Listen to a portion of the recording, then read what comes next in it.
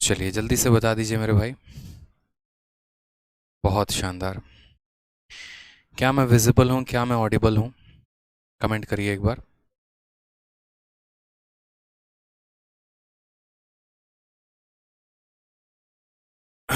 चलिए बहुत शानदार। कमेंट करते जाइए।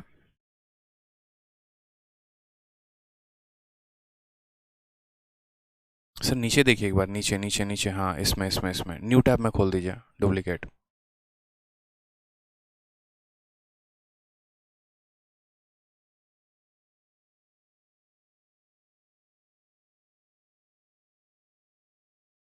चलिए जल्दी से सभी एक बार लाइव आ जाइए। बहुत जल्दी। बहुत शानदार, सारे के सारे लाइव आ जाओ। सारे लाइव आ जाओ, जहाँ जहाँ पर है हर जगह पर वीडियो को शेयर कर दीजिए। आज आपकी पहली क्लास है चैंपियंस 5.0 स्पेशल बैच की, और ये क्लास जो है वो लाइव हो रही है हर जगह पे। यूट्यूब पर भी आज ये क्लास पहली डेमो के तौर पर है और एप्लीकेशन पर भी है। तो ये क्लास फ्री है, जो सभी स्टूडेंट देख सकते हैं। और इस क्लास में मैं आपको काफ़ी कुछ बताने वाला हूँ। सबसे पहले तो जो आप लोगों का सबसे बड़ा क्वेश्चन होगा, how to score 50 out of 50 and 200 out of 200 in math. ठीक है। कि मैथ सब्जेक्ट में पर्टिकुलरली हम प्री में 50 में 50 और जो सीजल का मेंस होता है उसमें 200/200 हम कैसे लेकर आ सकते हैं। अभी अगर हाल फिलहाल की हम बात करें तो देखिए अभी सीपीओ का रिजल्ट आया है, और इसके साथ साथ एनटीपीसी का भी आंसर किया है। और इस आंसर की में हम देखें तो काफ़ी ऐसे स्टूडेंट हैं मेरे जिसमें काफ़ी अच्छा उन्होंने स्कोर किया हुआ है अलग अलग पेपर्स में। ठीक है। एनटीपीसी में हाईएस्ट स्कोर 97 भी है, 90 भी है जो स्टूडेंट है हमारे उनका। इसके अलावा अगर हम बात करें तो सीपीओ में भी ऑल इंडिया रैंक लेकर आने वाले काफ़ी स्टूडेंट हैं। सीजीएल और बाकी अदर एग्जाम्स में काफ़ी न्यूमरस सिलेक्शंस हैं। तो ये हुआ कैसे, अगर हम बात करें यहाँ पर, तो ये बच्चे कैसे इतने मार्क्स लेकर आ गए। ठीक है। तो ये सभी बातों को हम एक बार जानेंगे कि कैसे इनके इतने सिलेक्शंस हुए, क्या हुआ। बहुत शानदार। सारा सेट कर दो। ठीक है। चलिए एक बार बताते रहिएगा ऑडियो वीडियो क्लियर है कि नहीं, कमेंट के साइज को।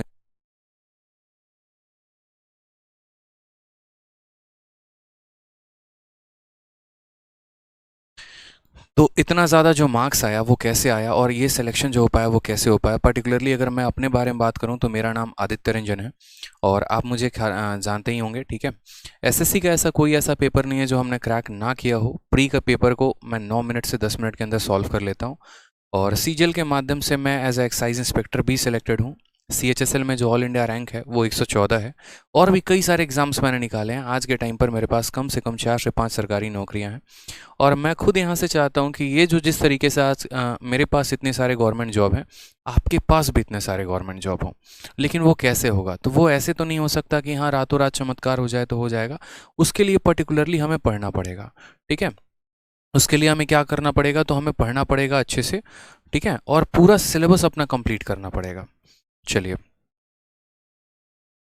बहुत शानदार। 1 मिनट रुक जाएंगे, 1 मिनट रुक जाएंगे।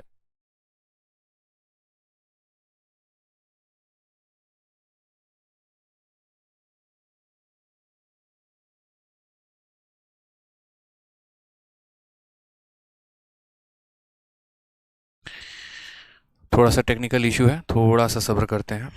ठीक है।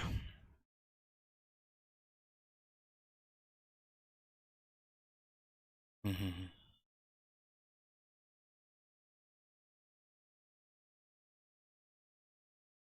अनुराग।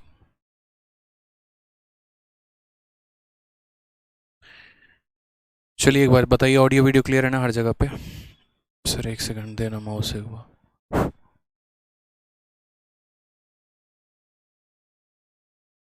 नहीं, छोड़ दिया।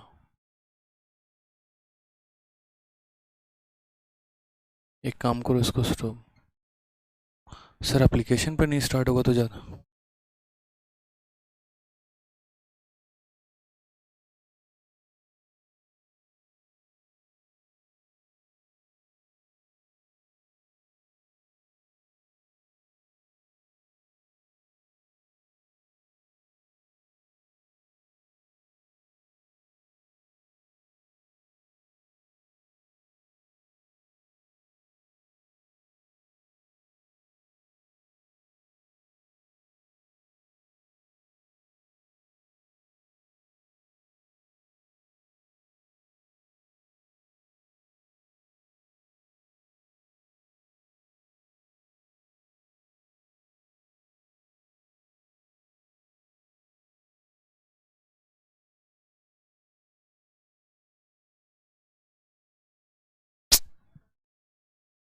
सॉरी, ऑडियो नहीं था, ठीक है। अब दोबारा से मैं कंटिन्यू करता हूँ।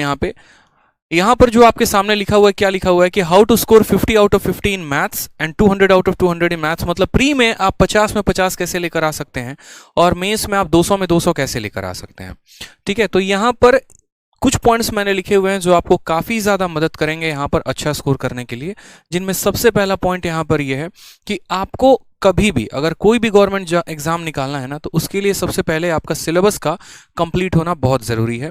यानी आपका सिलेबस 100% कंप्लीट होना चाहिए।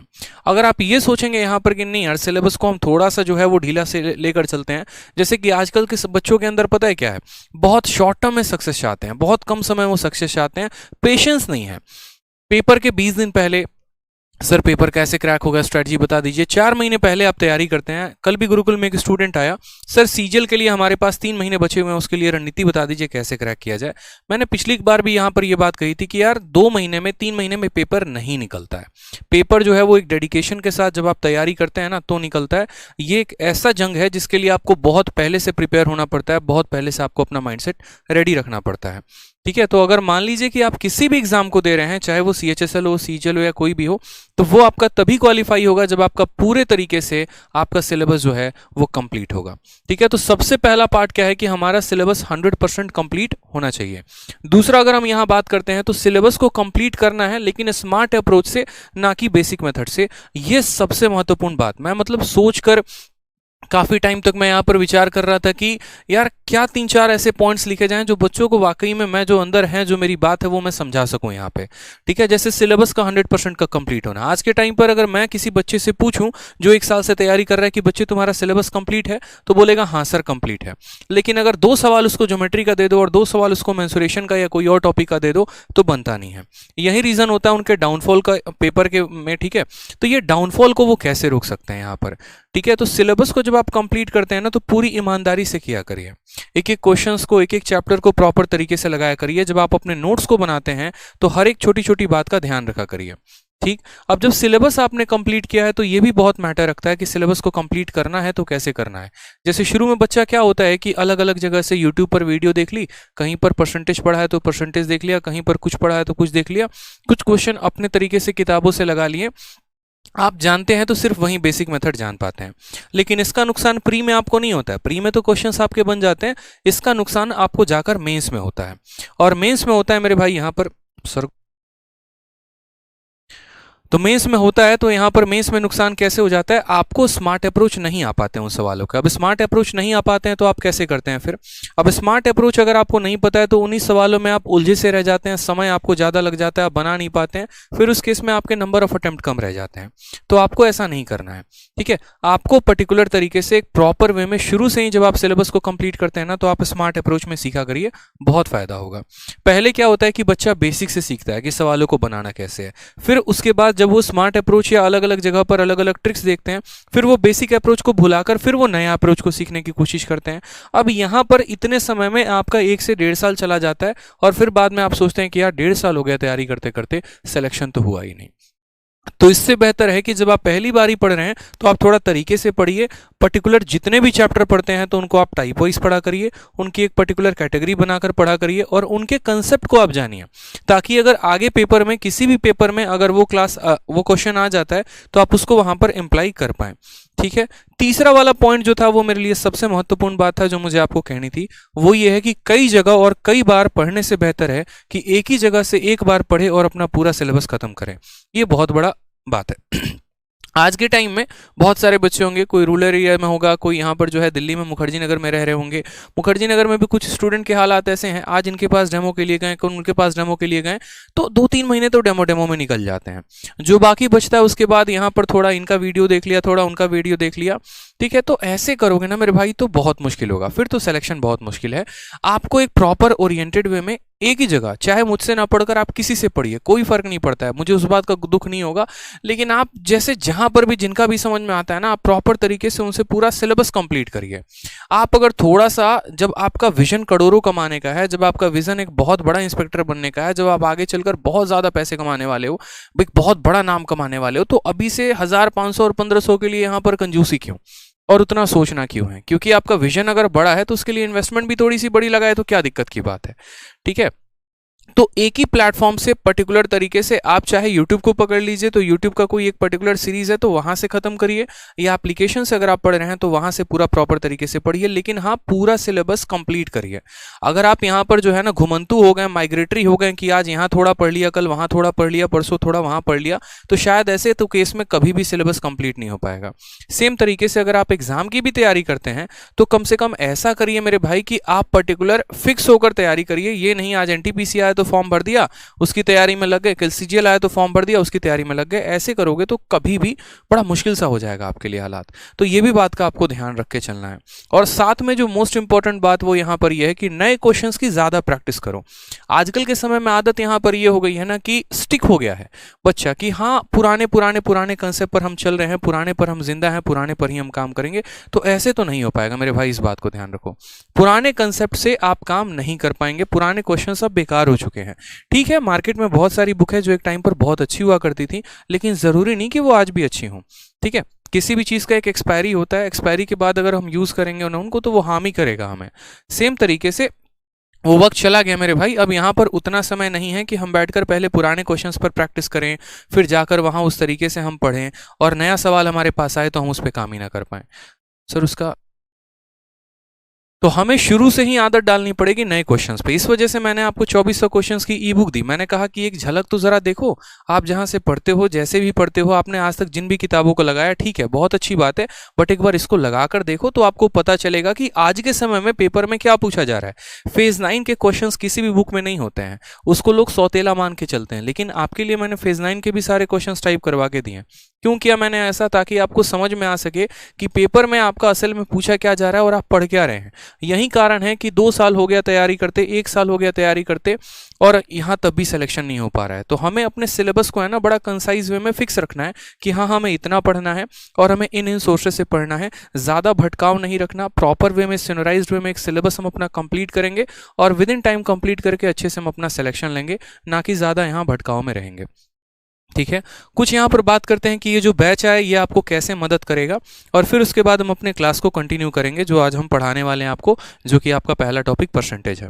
तो सबसे पहले यहाँ बात करते हैं कि ये जो बैच है, इस बैच में मैं आपको बिल्कुल बेसिक से उठाऊंगा। जैसे आज पहली बार यूट्यूब पर एप्लीकेशन की क्लास हो रही है, तो बहुत ऐसे बच्चे हैं जो शायद एप्लीकेशन पर विजिट नहीं किए होंगे, तो उनको वहाँ का टेस्ट और वहाँ का फ्लेवर पता नहीं होगा। उन्हें जैसे हमेशा ये लगा होगा कि हाँ यार जिस तरीके से हम यूट्यूब पे पढ़ते हैं उसी तरीके से शायद एप्लीकेशन पर क्लासेस होती होंगी, बट नॉट माय डियर, दोनों जगह पर डिफरेंस अलग है। यूट्यूब पर जो मैं कराता हूँ वो प्रैक्टिस होते हैं। ठीक है, कभी बेसिक बहुत बेसिक जाके नहीं उठाना पड़ता है। रीजन यहाँ पर क्योंकि अलग अलग वैरायटी के स्टूडेंट होते हैं। ठीक है, कोई बहुत ज़्यादा प्रिपेयर्ड होता है, कोई एकदम अमेच्योर होता है, बिगनर होता है। तो इस वजह से एक कॉमन मेथड रखकर पढ़ाना होता है ताकि यहाँ पर हर तरह के बच्चे को समझ में आ सके। बट एप्लीकेशन पर मैं ये मान के चलता हूँ कि हर बच्चा बिगनर है और वो एकदम जीरो से सीखने आया है, इस वजह से मैं काफ़ी बेसिक तरीके से एकदम शून्य से शिखर तक मैं आपको सिखाने की कोशिश करता हूं यहाँ पे। ठीक है, साथ में यहाँ पर जितने भी क्वेश्चंस होंगे मैं आपको कम से कम 2 मेथड बताऊंगा। एक तो जो आपका बेसिक हो गया ताकि आप थोड़ा सा उसके कंसेप्ट को लेकर समझ सको, और दूसरा उसके स्मार्ट अप्रोच। ठीक है, और आपको स्मार्ट अप्रोच ही सीखना है पेपर को क्रैक करने के लिए। बड़े बड़े क्वेश्चंस को आप देखोगे कि मैं कैसे विद इन सेकंड सॉल्व करूंगा, क्योंकि जो बच्चे ऑलरेडी मेरे से अलग अलग बैच में पढ़ रहे हैं वो अभी तुरंत कमेंट बॉक्स में बता देंगे। अभी मेरा एक बैच है चैंपियंस 4.0, उसमें कंपाउंड इंटरेस्ट चल रहा है और मेरा दावा है कि पूरे भारत में ऐसा कंपाउंड इंटरेस्ट किसी ने नहीं पढ़ाया होगा जो मैंने पढ़ा दिया है। ठीक है, यहां पर मैं किसी के पढ़ाने पर क्वेश्चन नहीं उठा रहा हूं, बट मैं अपने आप की चीजों को बता रहा हूं कि मैंने क्या नया योगदान दिया है इस इंडस्ट्री में, मैंने क्या बच्चों को यहां सिखाया है, कैसे बड़े बड़े सवालों को 2 लाइनों में सॉल्व किया जाता है, कैसे परसेंटेज मेथड का यूज किया जाता है, कैसे सक्सेसिव मेथड का यूज किया जाता है। जो एक सवाल को बनाने का नजरिया होता है ना, वो मैंने बदल कर रख दिया बच्चों के दिमाग में, और वो मैंने ऐसा इसलिए किया ताकि उनका सबसे ज्यादा फायदा हो सके और वो अपने पेपर में काफ़ी अच्छा स्कोर कर सके। ठीक है, साथ में मैं जो सबसे ज़्यादा बिलीव करता हूँ वो मेरा स्ट्रॉन्ग पॉइंट हो गया। एक तरीके से यूँ कह लीजिए कि मैं जो जिस तरीके से मैं टॉपर बना, जिन क्वेश्चंस की प्रैक्टिस करके मैं बना, और मैं चाहता हूँ कि यही चीज़ों की प्रैक्टिस आप भी करो, वो है मेरा भाई अपडेटेड कंटेंट। भाई है ना, अब जमाना गया यार, वो अब जमाना गया कि जहां पर आपको बेसिक टुच्चे क्वेश्चन पूछे जाते थे कि अगर किसी संख्या को 10% बढ़ा के फिर 10% घटा दिया जाए तो कितना हो जाएगा। तो ये जमाना अब नहीं रहा मेरे भाई, ये वक्त चला गया। अब थोड़ा सा अच्छा टाइम आ चुका है, तो क्वेश्चंस भी थोड़े अच्छे लेवल के हैं। अब आपका वेंडर भी बदल चुका है। ठीक, और आपका जो वेंडर है वो TCS है, यानी टाटा कंसल्टेंसी सर्विस। और इस वेंडर ने काफ़ी खतरनाक क्वेश्चंस जो है वो पूछने शुरू कर दिए हैं, चाहे आप बात कर लो परसेंटेज में या बात कर लो एडवांस में। क्योंकि TCS का जो हमेशा से स्ट्रॉन्ग पार्ट रहा है ना, वो अरिथमेटिक रहा है, सिंप्लीफिकेशंस रहे हैं, जहां पर वो सबसे ज़्यादा क्वेश्चंस पूछते थे, जहां बैंकिंग पर पहले भी वो भौकाल मचाते थे और आज भी यहाँ पर ये भौकाल मचाते हैं। अब इसमें अगर स्मार्ट अप्रोच नहीं आता है तो ज़्यादा जोर दिया जाता है कि कैलकुलेशन सीखो, कैलकुलेशन सीखो, बट ऐसा नहीं है। अगर हमारे पास अप्रोच सही है तो शायद उस अप्रोच के माध्यम से हम अपने कैलकुलेशंस को काफ़ी कम कर सकते हैं। तो वो अप्रोच भी हमें सीखना बहुत ज़्यादा ज़रूरी है आज के टाइम पे। और प्रैक्टिस अगर करनी है तो अपडेटेड क्वेश्चंस पर करिए। मैंने कहा ना, आज गुरुकुल में ऐसे ऐसे बच्चे आ रहे हैं, ठीक है, जो ऑलरेडी 1.5 साल 2 साल से पढ़ाई कर रहे हैं। बैच में भी ऐसे ऐसे बच्चे हैं जो 1.5 साल 2 साल से पढ़ाई कर रहे हैं, लेकिन जब मैंने उनको अपने 2400 वाली क्वेश्चंस की बुक मैंने दी और मैंने कहा कि चलो ये नया क्वेश्चन है, लगातार तुम बना के दिखाओ, तो कल एक बच्चे ने 3 घंटे में मात्र 15 सवाल किए। मैं इस बात को देख के शौक रह गया कि 1.5 साल के कोचिंग लेके आने के बाद में यहाँ पर उस लड़के ने 3 घंटे में 15 क्वेश्चन किए। पर्टिकुलर एक क्वेश्चन नंबर 7 परसेंटेज का है ई बुक का, उसमें उसने आधे घंटे लगा दिए। तो ये माहौल अभी हो रखा है कि नए क्वेश्चंस पर प्रैक्टिस ही नहीं है। जो पहले के क्वेश्चंस पर जादू होता था, जो चीजें पहले चल रही होती थी, बस उसी पर आता है, नया पर कुछ भी नहीं आता। अब ये कैसे काम होगा ये बताइए? पेपर तो जब आप देने जाएंगे तो नया क्वेश्चन ही पूछा जाएगा ना, पुरानों से तो कुछ वास्ता ही नहीं है। तो हमें जो सीखना है वो सबसे ज्यादा अपडेटेड कंटेंट पर सीखना है, और इस बैच में जो भी क्वेश्चन आपको मिलेगा वो पूरा का पूरा अपडेटेड होगा। ठीक, नेक्स्ट हम बात करते हैं यहाँ पर जो क्वेश्चंस के शीट में आपको दूंगा वो टाइप वाइज और लेवल वाइज होंगे। अब ये टाइप वाइज लेवल वाइज आप कभी बार सुन चुके हैं, लेकिन आज मैं आपको लाइव दिखाता हूँ कि असल में ये टाइप वाइज और लेवल वाइज का मतलब क्या होता है। ठीक है, जैसे आज मैं आपके लिए जो शीट आपको मिलने वाली है सबसे पहले, और ये फ्री फॉर ऑल होगी, सभी के लिए जो है वो फ्री है। ठीक है, फ्री शीट फॉर ऑल। ये जो शीट आपको मिलेगी यही आपको मिलेगी परसेंटेज की पूरी प्रैक्टिस शीट। अब ये प्रैक्टिस शीट में आप देखोगे ना, तो जैसे ये परसेंटेज की प्रैक्टिस शीट है, इसकी काफ़ी विशेषताएं हैं जो ऑलरेडी यहाँ पर लिख रखी है कि ये अपडेटेड है, टाइप वाइज है, लेवल वाइज है, बाइलिंगुअल है। ठीक है, इस तरीके की कुछ आपको शीट्स मिलेंगे। इस शीट में पर्टिकुलरली हर कैटेगरी का मैंने यहाँ मेंशन कर रखा है, और जिस तरीके से ये परसेंटेज की शीट है उसी तरीके से पूरे कोर्स में आपको हर चैप्टर का शीट मिलेगा, और हर चैप्टर में मिनिमम अगर मैं आपको बताऊं तो 150 सवाल होंगे। ठीक है, इसमें जैसे आप सवालों को देखना शुरू करोगे तो सारे किस साल का ये क्वेश्चन है वो पूरा मेंशन्ड है, और इनको हमने टाइप वाइज बना रखा है। ऐसे नहीं कि कभी उठाया प्रीवियस ईयर छाप दिया, पढ़ाना शुरू कर दिया, वो बच्चे की जिम्मेदारी है, वो जाने, मेरा तो कोई प्रॉब्लम ही नहीं बनता, मैं क्यों जानूं यहाँ पर। ठीक है, मेरा काम बस पढ़ाना है, मैं पढ़ा के चला जाऊंगा, ऐसे नहीं भाई। मेरा पूरा कोशिश यहाँ पर ये रहता है कि मैं पूरा उस सवाल का 100% निचोड़ आपके दिमाग में फिट करके जाऊं, और मैं आपको समझाऊं कि असल में यहाँ पर है क्या, पूछा कैसे, और कल के दिन अगर इसके आसपास का कोई भी सवाल आता है तो आप उसको कैसे टैकल करोगे। जो भी शीट्स होती हैं वो एरर फ्री होती हैं, टाइप वाइज होती हैं। अब यहाँ पर जैसे मानो कि एक टाइप अभी चल रहा है, फिर दूसरा टाइप इसके अंदर क्या आ जाएगा, ए बी रूल।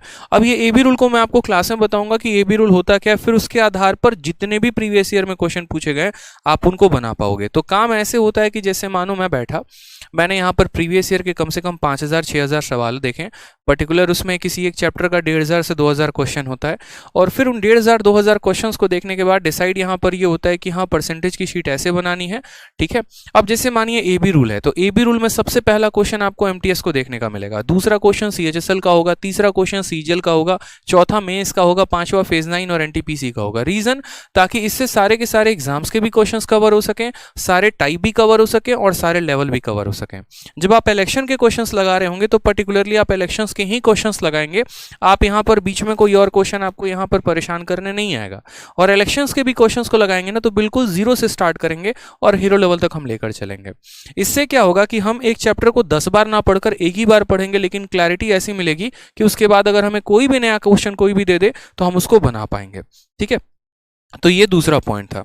नेक्स्ट अगर बात करते हैं यहाँ पर, तो सारे के सारे हम आपको पूरा का पूरा कोर्स पैटर्न बता दें तो आपके कोर्स में मैं आपको पूरा का पूरा अरिथमेटिक, एडवांस, डीआई, ये 3 पार्ट मेजर हैं जो मैं आपको कराऊंगा, और जो कैलकुलेशंस हैं वो आपको वीडियोस के अंदर ही बताएंगे तो ज़्यादा फायदा होगा, ताकि हम आपको वो इंप्लाई करके दिखा सकें। जैसे 11 का मल्टीप्लिकेशन आया, किसी संख्या का स्क्वायर निकालना है, क्यूब निकालना है, क्यूब रूट निकालना है, तो जब जहां पर जरूरत पड़ेगी वहीं पर बताएंगे, अलग से वीडियो बनाकर उसका नहीं बताएंगे। रीजन यहाँ पर क्योंकि फिर वो चीज़ें आप अलग से देख तो लेते हो बट आप उसको प्रैक्टिस नहीं कर पाते। ठीक है, तो जहां पर जरूरत होगी वहां हम प्रैक्टिस करें तो ज़्यादा अच्छा है। शीट के बारे में मैंने आपको बता ही दिया कि कैसे वो लेवल वाइज भी हैं, टाइप वाइज भी हैं, और नोट्स के बारे में मैंने आपको बता ही दिया है। ये सभी चीज़ें आपको आपके एप्लीकेशंस पर मिलेगी, और इसकी जो फीस है वो 899 है, 899 रुपये में 2 साल की वैलिडिटी के साथ कंप्लीट मैथ का आपको कोर्स मिलने वाला है। ठीक है, इससे ज़्यादा कुछ और बड़ी बातें हैं नहीं मेरे पास। यहाँ पर जो बातें मैं कराऊंगा मैं उतना ही कमिटमेंट आपसे कर सकता हूँ। ठीक, ये हो जाएगा, वो हो जाएगा, ऐसा हो जाएगा, ऐसा कुछ भी नहीं होगा। ठीक है, वही हो पाएगा जब आप मेहनत करोगे तो आप रैंक भी लेकर आ सकते हो, और आप मेहनत नहीं करोगे तो शायद मैं कितना भी अच्छा क्यों ना पढ़ा लूँ, आप स्कोर नहीं कर पाओगे। क्योंकि यार एक टीचर से तो पूरा का पूरा भारत पढ़ता है ना यार। मेरे से तो पढ़ने वाले ऐसे स्टूडेंट हैं जो कश्मीर से लेकर कन्याकुमारी तक पढ़ते हैं, लेकिन सिलेक्शन उसमें कितनों का होता है, उन्हीं का जो डेडिकेटेड होते हैं। मेरे से पढ़ने वाला वो भी स्टूडेंट है जो ऑल इंडिया रैंक 2019 में लेकर आया है जीएसओ की कैटेगरी में, और नॉर्मल रैंक उसका ऑल इंडिया 14 है, जो मेरा रिकॉर्डेड बैच का है। मेरे का पढ़ने वाला वो भी स्टूडेंट है जो राइट नाउ अभी मेंस का पेपर दे रहा है, और डेली वो मुझे स्कोर भेजता है, तो उसके 200 में 200 मार्क्स आते हैं। पढ़ने वाले वो भी स्टूडेंट है जिनके एनटीपीसी में 97 आए हैं। पढ़ने वाले वो भी स्टूडेंट है जिनका सीपीएम ऑल इंडिया रैंक आया है। और पढ़ने वाले वो भी स्टूडेंट है जो पिछले 1 साल से पढ़ रहे हैं लेकिन 20 नंबर से मैथ में ज़्यादा नहीं लेकर आ पा रहे हैं। तो दोनों साइड होते हैं, लेकिन वो दोनों साइड में जो ब्राइटर साइड होता है वो कब पॉसिबल होता है, जब मेरी मेहनत और आपकी मेहनत साथ ट्रैक पर चल जाए। ठीक है, तो ज़्यादा फायदा होता है। पता चले एक तरफ मैं ही खींचे जा रहा हूँ, आप क्लास में रेगुलर ही नहीं है, आप लाइव आ ही नहीं रहे, आप टाइम पर आ ही नहीं रहे, तो भाई मैं कितनी भी कोशिश कर लूँ ना, आप नहीं सीख पाएंगे। तो यहाँ पर जो है ना, दोनों तरफ से मेहनत चाहिए। मैं तो करूँगा ये मेरी हाथ में है, बट वहाँ पर ऑन द अदर साइड आपसे भी चाहिए कि जब आपकी क्लास रेगुलर हो रही है, रोज टाइम पर हो रही है, तो आप भी लाइव रहें, मौजूद रहें, आप सीखें जो मैं कराना चाहता हूँ। तभी फायदा होगा, तब आपको दिखेगा कि आपका मैथ इंप्रूव हो रहा है। आज मेरे पास कम से कम मैं 30,000 से 40,000 बच्चों को एप्लीकेशन पे पढ़ा चुका हूँ। ठीक है, मेरे अलग अलग बैचेस का अगर हम टोटल सम निकाल दे तो कम से कम 40,000 प्लस एडमिशन्स मेरे हो चुके हैं। और ये बच्चों का जो एक तरीके से आप रेस्पॉन्स देखोगे ना, तो 40,000 में आपको 4 भी नेगेटिव कमेंट नहीं मिल सकते हैं, ये मेरा दावा है। ये एक अपने आप में बहुत बड़ी बात है। कोई भी मार्केट में कोई भी चीज़ आती है ना, तो उसका पॉजिटिव फीडबैक भी होता है, नेगेटिव फीडबैक भी होता है, बट ये शायद ऊपर वाले की देन है कि नेगेटिव फीडबैक कभी नहीं आया। आज भी यूट्यूब पर अभी 1500 बच्चे लाइव देख रहे हैं। एक स्टूडेंट भी ये बात नहीं कह सकता है कि मैंने कभी आज तक किसी भी स्टूडेंट का 1 रुपए की बेईमानी की हो, या कभी वो ये सब स्टूडेंटों को ये बोल दे कि सर बैच लिया है और नुकसान हुआ है। ये ओपन है, ओपन चैलेंज मैं कह रहा हूँ यहाँ पर है, क्योंकि कभी ऐसे बच्चे को फील ही नहीं हुआ। उसको हमेशा ये फील होता है यार कि इतनी ज़्यादा वैल्यू मिली और कंटेंट में यहाँ पर प्राइस बहुत कम है। और यही रीज़न है कि 1 साल के अंदर 40,000 प्लस एडमिशन्स हैं मेरे पास। ठीक है, बट ये मैंने कभी आज तक बोला नहीं, और ना ही मुझे लगता है कि इसको बोलने की ज़रूरत है, क्योंकि जो पढ़ते हैं, सिलेक्शन लेते हैं, वो ऑटोमेटिक जानते हैं कि खेल क्या है और क्या नहीं है। ठीक है, चलिए तो आज के टॉपिक की हम शुरुआत करते हैं। सबसे पहला टॉपिक जो आज हम पढ़ने वाले हैं वो परसेंटेज, और परसेंटेज यानी प्रतिशत। ठीक है, आज मैं यूट्यूब पर पहली बार इतने बेसिक से शुरुआत करने वाला हूं। ठीक है, तो आप थोड़ा सा कोऑपरेट करेंगे चीज़ों को लेकर और पूरा समझने की कोशिश करेंगे, क्योंकि आज का माहौल भागम भाग वाला नहीं होगा। काफ़ी आराम से, स्थिर तरीके से, बड़े प्यार से हम पूरा सीखेंगे कि असल में परसेंटेज होता क्या है। ठीक है, कमेंट पर थोड़ा कम फोकस रहेगा, तो आप मेरी बातों को समझने पर ज़्यादा ध्यान दीजिएगा। बातें हम थोड़ा कम करेंगे और पढ़ाई पर ज़्यादा फोकस करेंगे। ठीक, तो सबसे पहला टॉपिक हमारा है परसेंटेज। अब हम बात करते हैं परसेंटेज क्या है। तो परसेंटेज मैं हमेशा से बोलते आया हूं, अरिथमेटिक की जान है। जैसे आपका कोई ना कोई जान है, तो यहाँ पर परसेंटेज किसकी जान है, तो अरिथमेटिक की जान है। अब ये परसेंटेज से अगर हम बात करें यानी प्रतिशत से, तो परसेंटेज से आपके पेपर में कितने क्वेश्चंस आते हैं मेरे भाई, तो देखेंगे यहाँ पर। अगर हम बात करें यहाँ पर, तो परसेंटेज से आपके प्री में कम से कम 2 से 3 सवाल आते ही आते हैं। और अगर हम बात करते हैं यहाँ पर मेंस को लेकर, तो मेंस में आपके कुल मिलाकर 4 से 5 सवाल परसेंटेज के पूछे जाते हैं। ठीक है, जो कि डायरेक्ट एप्लीकेशंस पर होते हैं या फिर इनडायरेक्ट फॉर्म में भी पूछे गए होते हैं। तो हमें क्या करना होता है, क्या इसको छोड़ देंगे? बिल्कुल भी नहीं। आपको मैंने ये बात कहा कि डायरेक्ट तरीके से पूछा जाएगा या इनडायरेक्ट तरीके से पूछा जाएगा। ठीक है, तो ये इनडायरेक्ट तरीका क्या है, तो इनडायरेक्ट तरीका कहने का मतलब है कि जैसे आगे चल के मान लीजिए कि आप प्रॉफिट एंड लॉस यानी लाभ और हानि पढ़ेंगे, तो उसमें भी प्रतिशत का आपको उपयोग जानने को मिलेगा। सिंपल इंटरेस्ट और कंपाउंड इंटरेस्ट पढ़ेंगे तो वहां पर भी परसेंटेज का बहुत ज़्यादा ज़रूरत पड़ेगा। मतलब आगे चल के पूरे अरिथमेटिक में आपको अगर कुछ भी कोई भी टॉपिक पढ़ना है ना, तो वहां पर आपको परसेंटेज की नीड होगी होगी। यानी आप इसको छोड़ के तो नहीं जा सकते हैं, इसको तो करना ही करना है। ठीक है, जिस तरीके से बिना सांस लिए आदमी नहीं रह सकता, उस तरीके से मैथ बिना परसेंटेज के तो रहा ही नहीं जा सकता है।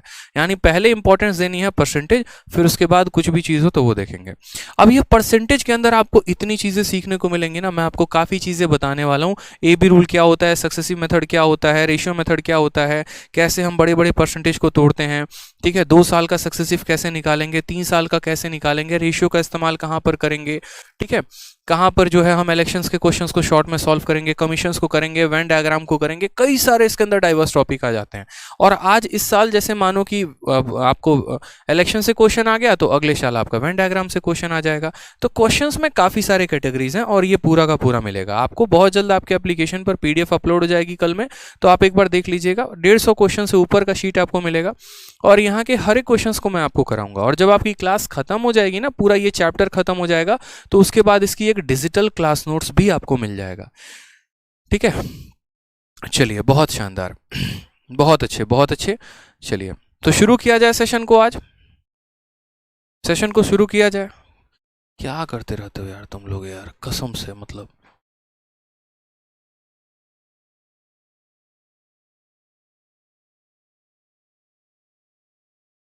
तो चलिए परसेंटेज की शुरुआत करते हैं। परसेंटेज का मतलब क्या हो गया, प्रतिशत। ठीक है, अब यहां पर सबसे पहले मुझे एक बार कमेंट बॉक्स में बताओ कि कितनों को परसेंटेज का यहां पर डेफिनेशन पता है। असल में वाकई में प्रतिशत क्या होता है, कितने लोग यहां पर जानते हैं, ये बताइए कि प्रतिशत से आप वाकई में क्या समझते हैं, क्या मतलब होता है यहां पे। ठीक है, परसेंटेज का रियल मीनिंग क्या होता है। तो आप बोलेंगे सर देखो, परसेंटेज अपने आप में ही अपने परिभाषा को परिभाषित करता है। प्रतिशत का मतलब, प्रतिशत का मतलब क्या होता है, प्रति 100 में किसी भी चीज का मान, यानी पर सेंट में, सेंट का मतलब होता है 100। ठीक है, तो पर सेंट में किसी भी संख्या का मान, यानी किसी भी संख्या को अगर 100 में बताना हो तो उसको हम क्या कहते हैं, प्रतिशत कहते हैं। किसी भी संख्या में अगर हमें 100 को बताना हो तो हम क्या कहते हैं, परसेंटेज कहते हैं। ठीक है, चलिए, बहुत शानदार। अब यहां पर देखते हैं, तो जैसे मान लीजिए कि परसेंटेज में सबसे पहले इंपॉर्टेंट क्या होता है। जैसे मान लीजिए मैंने A% लिखा, तो A% का मतलब क्या होता है, तो यहां पर हम A लिखेंगे और जब ये परसेंटेज हटता है ना तो उसके नीचे कितना आ जाता है, 100 आता है, यानी यही होता है परसेंटेज की वैल्यू। ठीक है, कि अगर हम किसी भी संख्या को परसेंटेज में लिख रहे हैं तो परसेंट का साइन जब नीचे हटेगा तो कितना आ जाएगा, 100 आ जाएगा। ये हो जाता है हमारा परसेंट। अब परसेंटेज में हमें दो बातें जाननी है। सबसे पहला बात हमें यहां पर यह जानना है कि कैसे हम परसेंटेज को फ्रैक्शन में कन्वर्ट करें, यानी यहां पर हम भिन्न और बट्टे में कैसे कन्वर्ट करें, और अगर कोई हमें फ्रैक्शन दिया गया है तो हम उसको परसेंटेज में कैसे कन्वर्ट करें। ठीक है, ये दो बातें अगर आपने जान ली तो समझिए अरिथमेटिक में जहां जहां पर कन्वर्जन आएगा वो आप पूरा का पूरा सीख लेंगे।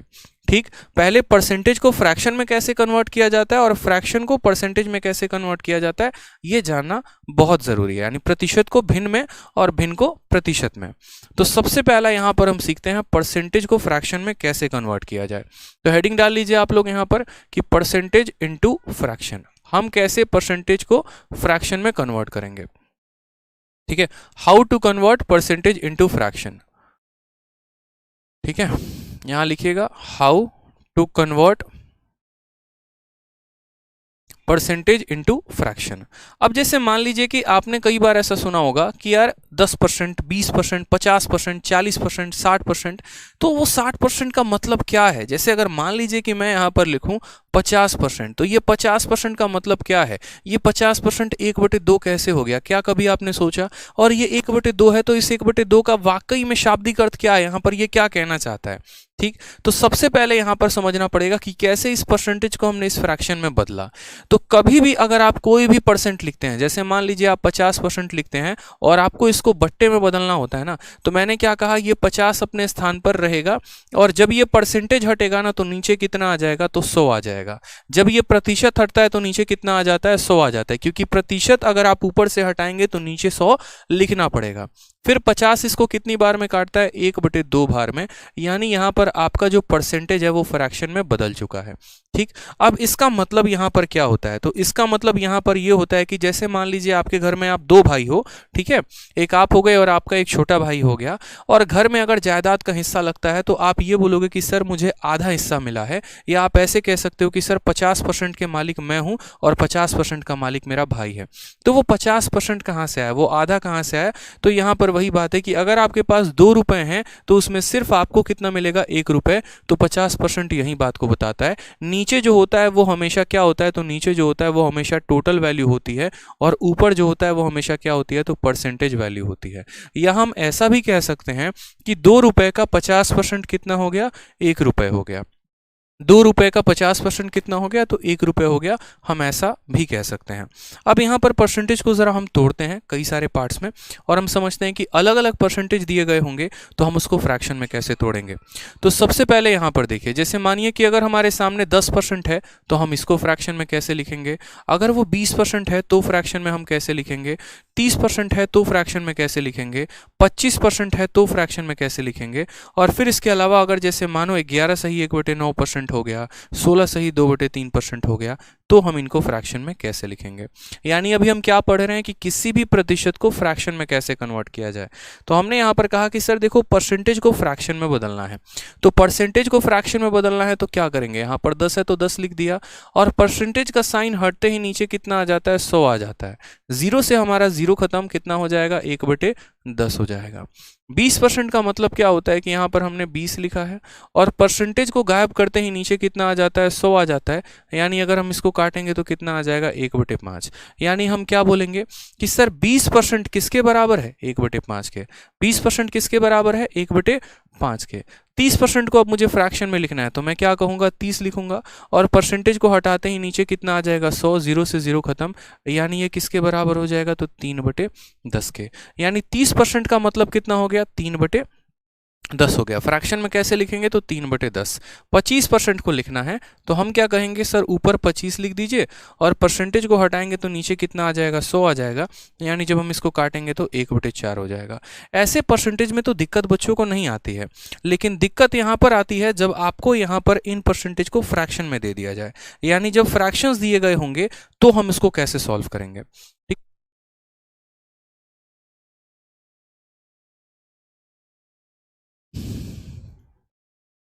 ठीक है, तो जैसे मान लीजिए यहाँ पर हम बात करते हैं सबसे पहले कि अगर मान लो यहाँ ये कह दे हमें 11 सही 1/9%, तो ये 11 सही 1/9% को हम कैसे तोड़ेंगे। आप मान लीजिए कभी भी कोई भी आपको मिक्स फ्रैक्शन दिया गया होता है तो आप उसको कैसे लिखते हो। ठीक है, मैं बोल रहा हूँ ना, एकदम बेसिक से उठाऊंगा आराम से और बहुत हाई लेवल तक हम चलेंगे, इसमें परेशान नहीं होना है हमको। ठीक है, आ जाइए। तो जैसे मान लीजिए कि हम यहाँ पर कहते हैं कि अगर हम 2 सही 4/7 लिखते हैं, तो 2 सही 4/7 का मतलब क्या होता है, इसको हम कैसे तोड़ते हैं। तो बोलोगे सर 2 को 7 के साथ गुना करेंगे। ठीक है, 2 को किसके साथ गुना करेंगे, 2 को 7 के साथ गुना करेंगे और उसमें यहाँ पर 4 जोड़ देंगे, तो ये हमारा न्यूमरेटर में आ जाएगा और डिनोमिनेटर में जितना है उतना ही लिखेंगे, यानी यहाँ पर अंश अपॉन हर। ठीक है, अब यहाँ बात करें यहाँ पर तो बोलेंगे सर 7 का 2 गुना 14, 14 4 कितना हो जाएगा, 18, 18/7।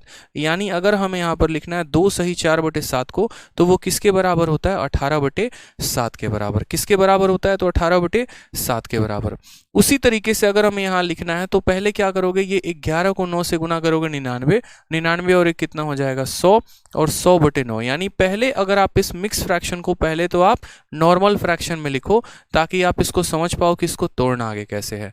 फिर 100/9 जैसे आपने लिखा ना, तो उसके बाद आप इस 100 को ऐसे 100 रहने दो। ठीक है, 9 को 9 भी रहने दो, और परसेंटेज को हटाते नीचे कितना चलाएगा, तो नीचे यहाँ पर 100 चलाएगा। 100 से आप 100 को काट दीजिए, कितना वैल्यू आ गया, 1/9। यानी हम 11 सही 1/9 को किसके बराबर कहेंगे, तो 11 सही 1/9 को 1/9 के बराबर कहेंगे। ठीक है,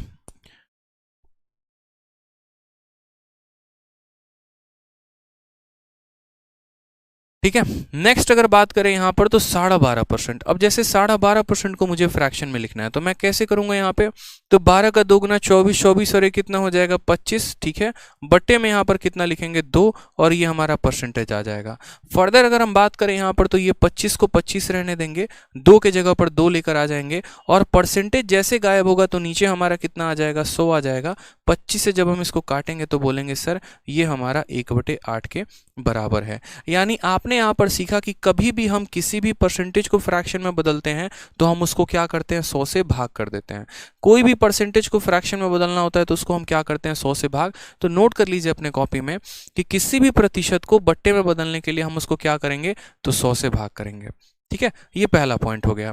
अब दूसरा पॉइंट यहाँ पर आप आराम से यहाँ नोट करिए। ठीक है, टू कन्वर्ट एनी परसेंटेज, ठीक है, यहाँ पर लिख लीजिए to convert any percentage into fraction we divide it by 100, we divide 8/100। जो मैं ये नोट्स बना रहा हूँ ना, ये नोट्स आपके चैप्टर के खत्म होने के बाद आपको अपने एप्लीकेशन पर मिल जाएगा। अब हम यहाँ दूसरा पॉइंट की शुरुआत करते हैं, और दूसरा पॉइंट क्या है कि हम किसी भी फ्रैक्शन को, किसी भी बट्टे को हम परसेंटेज में कैसे बदलें, फ्रैक्शन को यहाँ पर परसेंटेज में कैसे बदला जाए। कई सारे आपने फ्रैक्शंस देखे होंगे, ठीक है, और आपको समझ में नहीं आता होगा कि सर इसको कैसे तोड़ा जाए। जैसे मानो अगर हम 1/7 की बात करें, ये परसेंट में कितना होता है, 1/9 की बात करें कितना होता है, 1/11 की बात करें कितना होता है। तो असल में हम इनको कैसे तोड़ते हैं और कैसे लिखते हैं, और इनको तो याद करना ही करना है आपको अपने पेपर के लिए। अगर आप याद नहीं करेंगे ना मेरे भाई, तो बहुत दिक्कत होने वाली है, आगे चल के बहुत परेशानी होने वाली है। तो ये आराम से तसल्ली से अगले 1 घंटे तक बने रहो और शांति से जो पढ़ा रहा हूँ सीखो, बहुत ज़रूरी होने वाला है। क्योंकि अगर नींव ही हमारी अच्छी नहीं है ना, तो चाहे कितना भी बड़ा बिल्डिंग बना लो, ढहना तय है, ठीक है। तो इसीलिए अगर आपका बेसिक ही क्लियर नहीं है, तो आप चाहे कितना भी क्यों ना कुछ पढ़ लो, सवाल तो बनेगा ही नहीं आपसे। तो बेसिक का क्लियर होना बहुत ज़रूरी है। फिर मैं आपको क्वेश्चन अभी कराऊंगा कुछ देर में। तो फ्रैक्शन को परसेंटेज में कैसे बदला जाए, यानी अगर हम यहाँ पर बात करें तो हमने कहा जैसे मानो कि 1/2 है। अब इस 1/2 को मुझे किस में बदलना है, तो इस 1/2 को मुझे परसेंटेज में बदलना है। तो परसेंटेज में बदलना है तो मैं कैसे करूंगा, तो मैं यहाँ पर लिखूंगा कि 1/2 है, मैंने इसको किसके साथ गुना किया, 100 के साथ, और परसेंट का साइन लगा दिया। ऐसा मैंने क्यों किया, तो जब मैं 1/2 को यहाँ पर 100 के साथ गुना कर रहा हूँ और ये परसेंटेज का साइन लगा रहा हूँ, अगर मैं इस साइन को हटा दूँ तो नीचे 100 आ जाएगा, जो कि इसको काट देगा और बात उतना ही पड़ेगा, वो 1/2 के बराबर। तो इसी तरीके से यहाँ पर अगर मुझे 1/2 को बदलना है तो मैं 2 से किस बार काटूंगा, 50 बार में, ठीक। और ये 50 कट जाएगा हमारा और परसेंट का साइन हमारा आ जाएगा। तो कोई भी बट्टा यहाँ पर किस में कन्वर्ट हो गया, तो फ्रैक्शन में। यानी कभी भी अगर हमें किसी भी फ्रैक्शन को परसेंट में बदलना हो तो हम क्या करते हैं, हम उसको 100 से गुना करते हैं। हम क्या करते हैं, उसको 100 से गुना करते हैं। अब हम लगातार कई सारे परसेंटेज को देखते चलेंगे, तोड़ते चलेंगे, जो हमारे पेपर के लिए इंपॉर्टेंट है। जैसे पहले 1/1 को देखो, फिर उसके बाद 1/2 हो गया, फिर 1/3 हो गया, 1/4 हो गया, और 1/5 हो गया, ठीक है। 1/5 हो गया, 1/6 हो गया, 1/7 हो गया, 1/8 हो गया यहाँ पर। नेक्स्ट अगर बात करें तो 1/9 हो गया, 1/10 हो गया। अब बोलोगे सर कहाँ तक याद करना है, तो 1/20 तक, कम से कम 1/20 तक तो आपको याद करना ही करना है कि कैसे हम इनको परसेंट में लिखते हैं और क्या इनका मतलब होता है। तो 1/1 को परसेंट में लिखना है, तो मैंने क्या कहा, 100 से गुना करके किसका साइन लगा दो, परसेंट। तो ये किसके बराबर हो जाएगा, पूरा का पूरा 100% के। 1/2 को परसेंट में लिखना है तो क्या करोगे, 100 से गुना करके परसेंट लगा दो, 2 से ये कटेगा आपका 50 बार में, तो कितना आ जाएगा, 50% आ जाएगा। 1/3 को परसेंट में लिखना है तो किससे गुना कर दो, 100 से गुना कर दो। अब क्या 3 इस 100 को काट पाएगा, नहीं काट पाएगा। अब ये 3 इस 100 को नहीं काट पाएगा तो कैसे सॉल्व करेंगे, यहाँ पर जैसे मानो कि अगर कहीं पर आपको ये लिखा मिल जाए 100 और बट्टे में कितना मिल जाए 3, तो आप इसको कैसे लिखते हो। तो इसको लिखने के लिए आपको ये बात समझना पड़ेगा कि आपने यहाँ पर 100 लिखा है और आप उसको 3 से भाग कर रहे हो, तो कितनी बार में कटेगा, 3 से 3 बार में कटेगा तो 9 आ जाएगा, फिर आपका 1 और 0 हो जाएगा, फिर 3 से 3 बार में कटेगा तो 9 आ जाएगा, रिमाइंडर कितना बचेगा, 1, ठीक है। यानी यहाँ पर हम अगर इस संख्या को लिखे तो हम यहाँ पर क्या करते हैं, जो कोशिएंट आता है ना, यहाँ पर जो भागफल आता है उसको हम बीच में लिखते हैं, ठीक है। जो रिमाइंडर आता है, शेषफल आता है, उसको हम कहाँ लिखते हैं, ऊपर लिखते हैं, और जिससे हमने भाग किया होता है यानी डिवाइजर और भाजक, उसको हम नीचे लिखते हैं। तो कभी भी ऐसा कोई फ्रैक्शन है तो उसको डिवाइड करने के बाद ये ऐसे कैसे कन्वर्ट हुआ, मुझे लगता है अब ये बात आप समझ में आ गया होगा, ठीक है। तो सेम तरीके से मुझे यहाँ पर क्या करना है, 100 को 3 से भाग करना है, तो पहले 3 का 3 गुना हमारा 9 हो जाएगा, फिर 10 हो जाएगा, फिर 3 का 3 गुना 9 हो जाएगा, एक बचेगा उसको ऊपर लिख देंगे और बट्टे में 3 इतना परसेंट। अब मुझे 1/4 को परसेंट में लिखना है, तो मैं इसको क्या करूँगा, 100 से गुना करके परसेंट का साइन लगा दूंगा, कितना हो जाएगा मेरे भाई यहाँ पर, तो 25%, यानी ये वैल्यू कितना हो जाएगा, तो 25% के बराबर। अगर हम यहाँ बात करें 1/5 को लेकर, तो वापस हम 1/5 को किससे गुना करेंगे, 100 से, और 100 से गुना करने के बाद ये कितना हो जाएगा, 20 बार में काटेगा तो 20%, ठीक है। अगर हमें यहाँ पर देखना है कि 1/6 परसेंटेज के बराबर में कितना होता है, तो 1/6 इंटू परसेंट करेंगे तो क्या होगा, 2 से काटिए 3 बार में, 2 से काटिए 50 बार में, ये हमारा आ जाएगा 50/3%। और इस 50/3% को हम क्या लिख सकते हैं, तो 50/3% को यहाँ पर मेरे भाई 3 से भाग करो, तो 16 का 3 गुना 48 होता है, 2 बचेगा और नीचे हमारा 3 आएगा, तो 16 सही 2/3%, ठीक है, आ जाइए 1/7 को मुझे परसेंट में लिखना है। मैं क्या करूंगा, 1/7 को 100 से गुना करूंगा।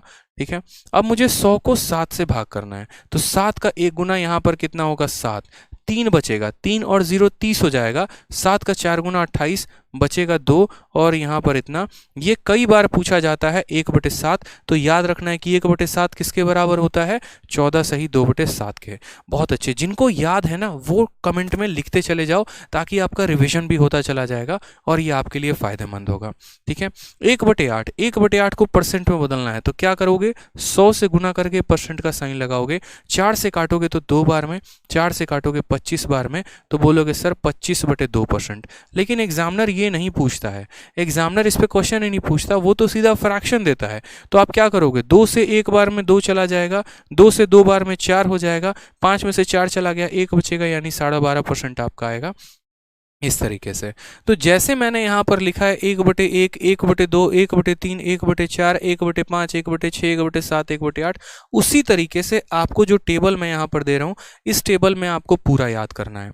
ठीक है, और ये टेबल में कहाँ तक याद करना है, तो 1/1 से लेकर 1/20 तक पूरा कंप्लीट याद रखना है। 1/1 किसके बराबर, 100%, 1/2 किसके बराबर, 50%, 1/3 33 सही 1/3%, 1/4 25%, 1/5 20%। ये आपका फाउंडेशन है, और अगर आपने ये याद नहीं रखा ना जनाब, तो बड़ी दिक्कत होने वाली है। बैंकिंग में यहाँ पर इसको जो है दशमलव में भी करके पूछा जाता है। ये 33.33% भी इसी के बराबर होता है। क्यों, क्योंकि इस 1/3 को बाद में डिवाइड कर दिया जाता है। तो 1/1 से लेकर 1/5 तक का है, स्क्रीनशॉट ले लीजिए, और आपको अपने टेबल के सामने ये पूरा लिखकर और याद करना है सुबह से लेकर शाम तक, जैसे भी हो पाए। बस मुझे आपके जुबान पर ये चाहिए, ताकि जब मैं परसेंटेज पढ़ाऊं तो जब मैं यहाँ पर लिखूं 12.5%, तो वो 1/8 के बराबर कैसे हो गया, आप ये सवाल फिर मुझसे दोबारा ना करो कि सर ये 1/8 के बराबर कैसे हो गया, ये ऐसे यहाँ पर हो गया। ठीक है, 1/6 का मतलब 16 सही 2/3, और 16 सही 2/3 जो होता है वो हमारा किसके बराबर होता है, तो 16.66% के बराबर। यानी अगर कभी परसेंट में इतना देगा या परसेंट में इतना देगा, तो जब हम उसको फ्रैक्शन में कन्वर्ट करेंगे तो वो किसके बराबर होगा, 1/6 के। ठीक है, उसी तरीके से 1/7 किसके बराबर हो गया, तो 1/7 14 सही 2/7 के बराबर। 1/8 किसके बराबर हो गया, तो 12.5% के बराबर। 1/9 किसके बराबर हो गया, तो 11 सही 1/9 के बराबर। 1/10 किसके बराबर, 10% के। याद रखना है जनाब, 1/20 तक आपको याद रखना है। आ जाइए 1/11 की बात करते हैं। तो जब आप 1/11 को जब आप 100 से यहाँ पर गुना करोगे, तो 100 से गुना करने के बाद कहानी क्या होगी, तो 100 से गुना करने के बाद ऐसा होगा कि 11 इसको 9 बार में काटेगा तो 99 हो जाएगा, एक ऊपर रिमाइंडर बच जाएगा, तो 9 सही 1/11%, ये हमारा परसेंटेज में कन्वर्ट हो जाएगा। यानी हमने यहाँ पर एक बात सीखा कि जब भी हम किसी भी फ्रैक्शन को परसेंटेज में बदलते हैं, तो हम यहाँ पर क्या करते हैं, हम उसको 100 से गुना करते हैं। ठीक है, और जब भी किसी परसेंटेज को फ्रैक्शन में बदलते हैं, तो हम उसको 100 से भाग कर देते हैं। ठीक है, आ जाइए 1/12 कितने के बराबर, 8 सही 1/3। 1/13 किसके बराबर, 7 9/13%। 1/14 किसके बराबर, ये बहुत इंपॉर्टेंट है, 1/14 7 सही 1/7% के बराबर। 1/15 किसके बराबर, तो 6 सही 2/3% के बराबर। ठीक है, 1/16 ये सभी को आपको वेरीफाई करना है। आपको कैसे करना है, तो 1/16 लेना है, उसको आपको 100 के साथ गुना करके यहाँ परसेंटेज का साइन लगा देना है।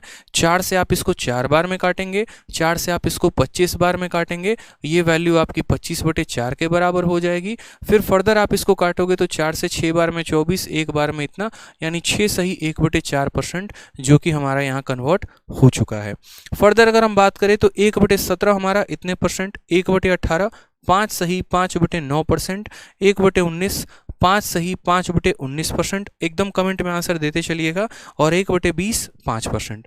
इसके अलावा और भी कई सारे यहाँ पर फ्रैक्शंस होते हैं जो आपके पेपर में पूछे जाते हैं, वो जब हम time to time question solve कर रहे होंगे ना, तो वहाँ पर हम देखेंगे। ठीक है, बीच में हम उनको इंटरफेयर नहीं करेंगे। तो पूरा का पूरा यहाँ टेबल मैंने लिख दिया है, 1/1 से लेकर 1/20 तक का पूरा टेबल आपके सामने है, और ये पूरा टेबल मुझे अगली क्लास तक आप लोगों के याद होना मांगता है। ठीक है, कि रैंडमली अगर मैं यहाँ पर कमेंट बॉक्स में पूछ दूं कि बताओ 1/13 कितना होता है, तो आप उसका आंसर तुरंत दे सको कि हाँ सर 1/13 कितना होता है। 1/12 अगर मैं आपसे पूछ दूं तो आप बता पाओ कि 1/12 8 सही 1/3 के बराबर होता है।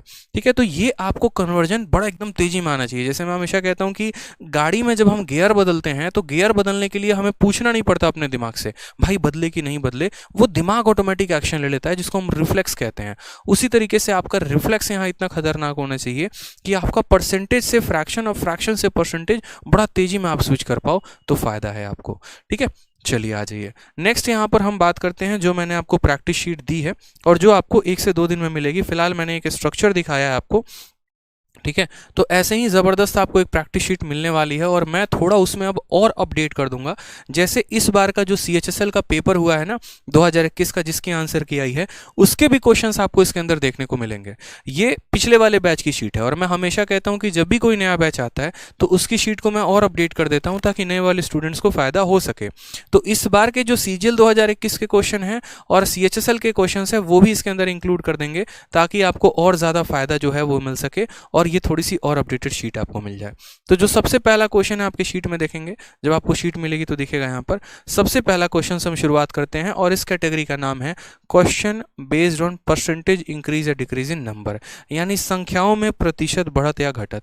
ठीक है, जब किसी संख्या को हम कुछ परसेंट बढ़ा दिए या किसी संख्या को हम कुछ परसेंट घटा दिए तो उसके में कितने परसेंट का चेंज आया, वो हम सभी सवालों को कैसे सॉल्व करेंगे तो वो देखते हैं। ठीक, जैसे सबसे पहला छोटा सा प्यारा सा सवाल से हम शुरुआत करते हैं, फिर धीरे धीरे ऑटोमेटिक हम हाई लेवल पे चलेंगे। सबसे पहला क्वेश्चन आपसे पूछा गया है 2/3 इज व्हाट परसेंट ऑफ 1/3। 2/3 1/3 का कितना परसेंट है। 2/3 1/3 का कितना परसेंट है, हमसे यहाँ पर ये पूछा गया है। बताइए। लव यू भाई, लव यू सभी को। ठीक है, बताइए, बहुत शानदार। आपसे यहाँ कहा गया है कि 2/3 1/3 का कितना परसेंट है। अब मेरे भाई यहाँ पर इस बात को समझना, कभी भी अगर हमें पता करना हो ना कि कौन किसका कितना परसेंट है तो उसको पता करने का एक तरीका होता है। जैसे मैं अगर आपसे यहाँ पर एक बात पूछूं कि जो 5 है वो 7 का कितना परसेंट है, 5 जो है यहाँ पर वो 7 का कितना परसेंट है, मानो मैं यहाँ पूछना चाहता हूँ, तो इसको मैं कैसे सॉल्व करूंगा। तो मैं देखो, जिसके बारे में बात की जा रही है वो ऊपर होता है, जिससे तुलना की जा रही है वो नीचे होता है, और लिखने के बाद क्या करके 100 का गुना करके साइन लगा देते हैं तो आंसर हमारा आ जाता है 500/7%। समझ में आ रहा है बात यहाँ पे। उसी तरीके से यहाँ पर किसके बारे में बात कही गई है तो 2/3 के बारे में, कि 2/3 जो है वो 1/3 का कितना परसेंट है, यानी 1/3 का कितना प्रतिशत 2/3 है। बात किसके बारे में कही गई है, 2/3 के बारे में। तो हम ऊपर किसको रखेंगे, तो हम यहाँ ऊपर 2/3 को रखने वाले हैं। ठीक है, उसके बाद हम इसकी तुलना किससे कर रहे हैं, तो इसकी तुलना हम 1/3 से कर रहे हैं। तो 1/3 को हम कहाँ रखेंगे, तो 1/3 को यहाँ हम नीचे रखेंगे। और परसेंटेज में कन्वर्ट करना है ना, तो हाँ जी, तो परसेंटेज में कन्वर्ट करने के लिए 100 से गुना करके क्या लगा देंगे, प्रतिशत का साइन लगा देंगे मेरे भाई। ठीक है, क्या करेंगे, प्रतिशत का साइन लगा देंगे। अब यहाँ कुछ इस प्रकार का स्ट्रक्चर शायद आपने पहली बार देखा हो। ठीक है, तो पहली बार देखा हो तो इसको कैसे तोड़ा जाता है, इसका भी एक जादू होता है, एक तरीका होता है। जब भी कोई फ्रैक्शन आपका इस फॉर्मेट में आ जाए, और फॉर्मेट क्या हो कि a/b को भाग किया गया है c/d के साथ, यानी एक फ्रैक्शन को एक फ्रैक्शन के साथ भाग किया गया है, तो इसको तोड़ के कैसे लिखते हैं, इसको तोड़ने का एक तरीका होता है। बता रहा हूं, पहली क्लास है, नोट कर लेना, फिर मत पूछना सर, बार बार पूछोगे फिर दिक्कत हो जाएगा। इसमें क्या होता है, सबसे पहली वाली संख्या को सबसे आखिरी वाले के साथ गुना किया जाता है, यानी a को किसके साथ गुना कर दो, तो d के साथ गुना कर दो और उनको ऊपर लिख दो। और जो ये दोनों नालायक बच गए ना, इनको यहाँ बीच में गुना करके नीचे लिख दो। समझ में आ रहा है, सबसे पहला वाला सबसे आखिरी वाले के साथ गुना होता है और वो ऊपर रहता है, और ये दोनों नालायक जो है ये बीच में गुना हो जाके नीचे रह जाते हैं। ठीक है, तो सेम तरीके से यहाँ पर आप यहाँ बोलोगे कि सर देखो, दो तरीके हैं, या तो आप ऐसे कह लो कि इसका डिनोमिनेटर इसका डिनोमिनेटर को काट लेगा, 2 × 100 200% आ जाएगा, या फिर आप इसको ऐसे समझ लो कि सबसे ऊपर वाला सबसे नीचे वाले को गुना करेगा, यानी 2 × हमारा 3 ऊपर आएगा। ठीक है, तो ये हमारा इसके साथ गुना हो गया, जो ऊपर आ गया, जो बच गए वो नीचे आ गए, यानी 1 × 3 आ गए, और इंटू हमारा 100%। ठीक है, यहाँ के लिए तो हम काट देते, लेकिन मानो कुछ ऐसा फ्रैक्शन हो जाता, नहीं कटता, तो क्या करते, तो पूरा सीखना है बेसिक से एकदम, कोई दिक्कत की बात नहीं है। 2 × 100 कितना हो जाएगा, 200% हो जाएगा। तो यहाँ पर हमारा आंसर कितना आएगा, ऑप्शन नंबर डी जो है वो हमारा करेक्ट आंसर होगा, डी फॉर दिल जले इज द करेक्ट आंसर। अब यहाँ पर इस सवाल का शॉर्ट में आप आंसर दे सकते थे, और शॉर्ट में मात्र एक लाइन में भी आंसर इसका दे सकते थे अगर आपका थोड़ा सा कंसेप्ट क्लियर होता तो, अगर आप इतना भी बेसिक में ना घुसते तो। ठीक है, यहाँ पर सवाल में देखो तो 2/3 के बारे में चर्चा है, और किसके साथ तुलना की गई है? 1/3 के साथ। क्या आप ऐसा नहीं कह सकते थे कि ये वाली संख्या जो है इसका दोगुना है? बताओ, इसी का ये दोगुना है कि नहीं है? बताओ, ऐसा भी तो कह सकते थे ना। तो बोलते हैं हाँ सर, ऐसा भी तो हो सकता है यहाँ पर कि ये संख्या जो है इसी का दोगुना है। ठीक है, अब जब भी कोई संख्या किसी की दोगुना होती है तो क्या होता है? कोई भी संख्या अपने आप में 100% होती है। जैसे मैं अपने आप में 100% हूं, कोई एक व्यक्ति आ गया जो मेरा दोगुना है, यानी वो 200% हो गया। कोई ऐसा व्यक्ति आ गया जो मेरा 3 गुना है, तो वो 300% हो गया। कोई ऐसा आ गया जो मेरा 4 गुना है, तो वो 400% हो गया। तो यहाँ बात 2/3 के बारे में कही गई है, जो इसका दोगुना है।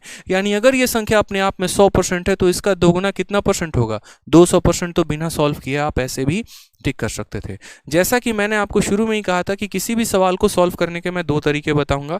पहला तो उसका बेसिक तरीका, ताकि उससे आपके कंसेप्ट क्लियर हो सके, और दूसरा एक स्मार्ट अप्रोच, ताकि आप उन सवालों को समझ सको कि हाँ, पेपर में इनको शॉर्ट में कैसे सॉल्व करना था। उदाहरण के तौर पे बोलोगे सर इसमें क्या बड़ी बात हो गई, इतना तो हम कर लेते हैं। तो करते जरूर पेपर में, लेकिन अगर कल के दिन ऐसा पूछ लिया जाता कि 1.313 जो है यहाँ पर सेम क्वेश्चन पूछा जाता, और यहाँ पर मैं इसी क्वेश्चंस को डुप्लीकेट कर दे रहा हूँ और सवाल यहाँ मैं बदल दे रहा हूँ। तो देखिए, यही सवाल एग्जामिनर बदल के आपके साथ खिलवाड़ कैसे करता है। जैसे मान लीजिए यहाँ पर वो ये नहीं रखता और यहाँ पर 1/3 नहीं रखता, सेम तरीके से, और यहाँ पर इसी सवाल को वो क्या पूछ सकता है पेपर में, तो इसी सवाल को थोड़ा पॉइंट लगा के दशमलव में बढ़िया से क्रीम पाउडर लगाकर मेकअप करके क्या क्वेश्चन पूछेगा। तो क्वेश्चन ऐसे पूछ सकता है कि 2 पॉइंट, ठीक है, यहाँ पर आपसे ऐसा बोलेगा कि 2.44 जो है, या 2.442 जो है, इज व्हाट परसेंट ऑफ, ठीक है, और इज व्हाट परसेंट ऑफ किसके बारे में पूछेगा?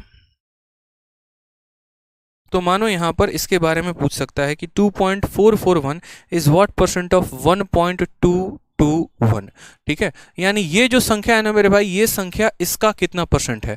अब अगर दिमाग लगाओगे तो यार इसी का तो ये 2 गुना है ना। देखो, 1 का 2 गुना 2 है, 2 का 2 गुना 4 है, 2 का 2 गुना 4 है, 1 का 2 गुना 2 है, यानी इसका ये 2 गुना है। और जब भी कोई संख्या किसी की 2 गुना होती है तो आंसर कितना आएगा? 200% आएगा। ठीक है, तो ये फायदा हो गया जहां पर हमें डिवाइड दशमलव, अगर नॉर्मल तरीके से करते तो क्या करते, आप यहां पर 2.442 को लिखते, फिर नीचे 1.221 को लिखते, फिर 100 से। इतना क्यों करना?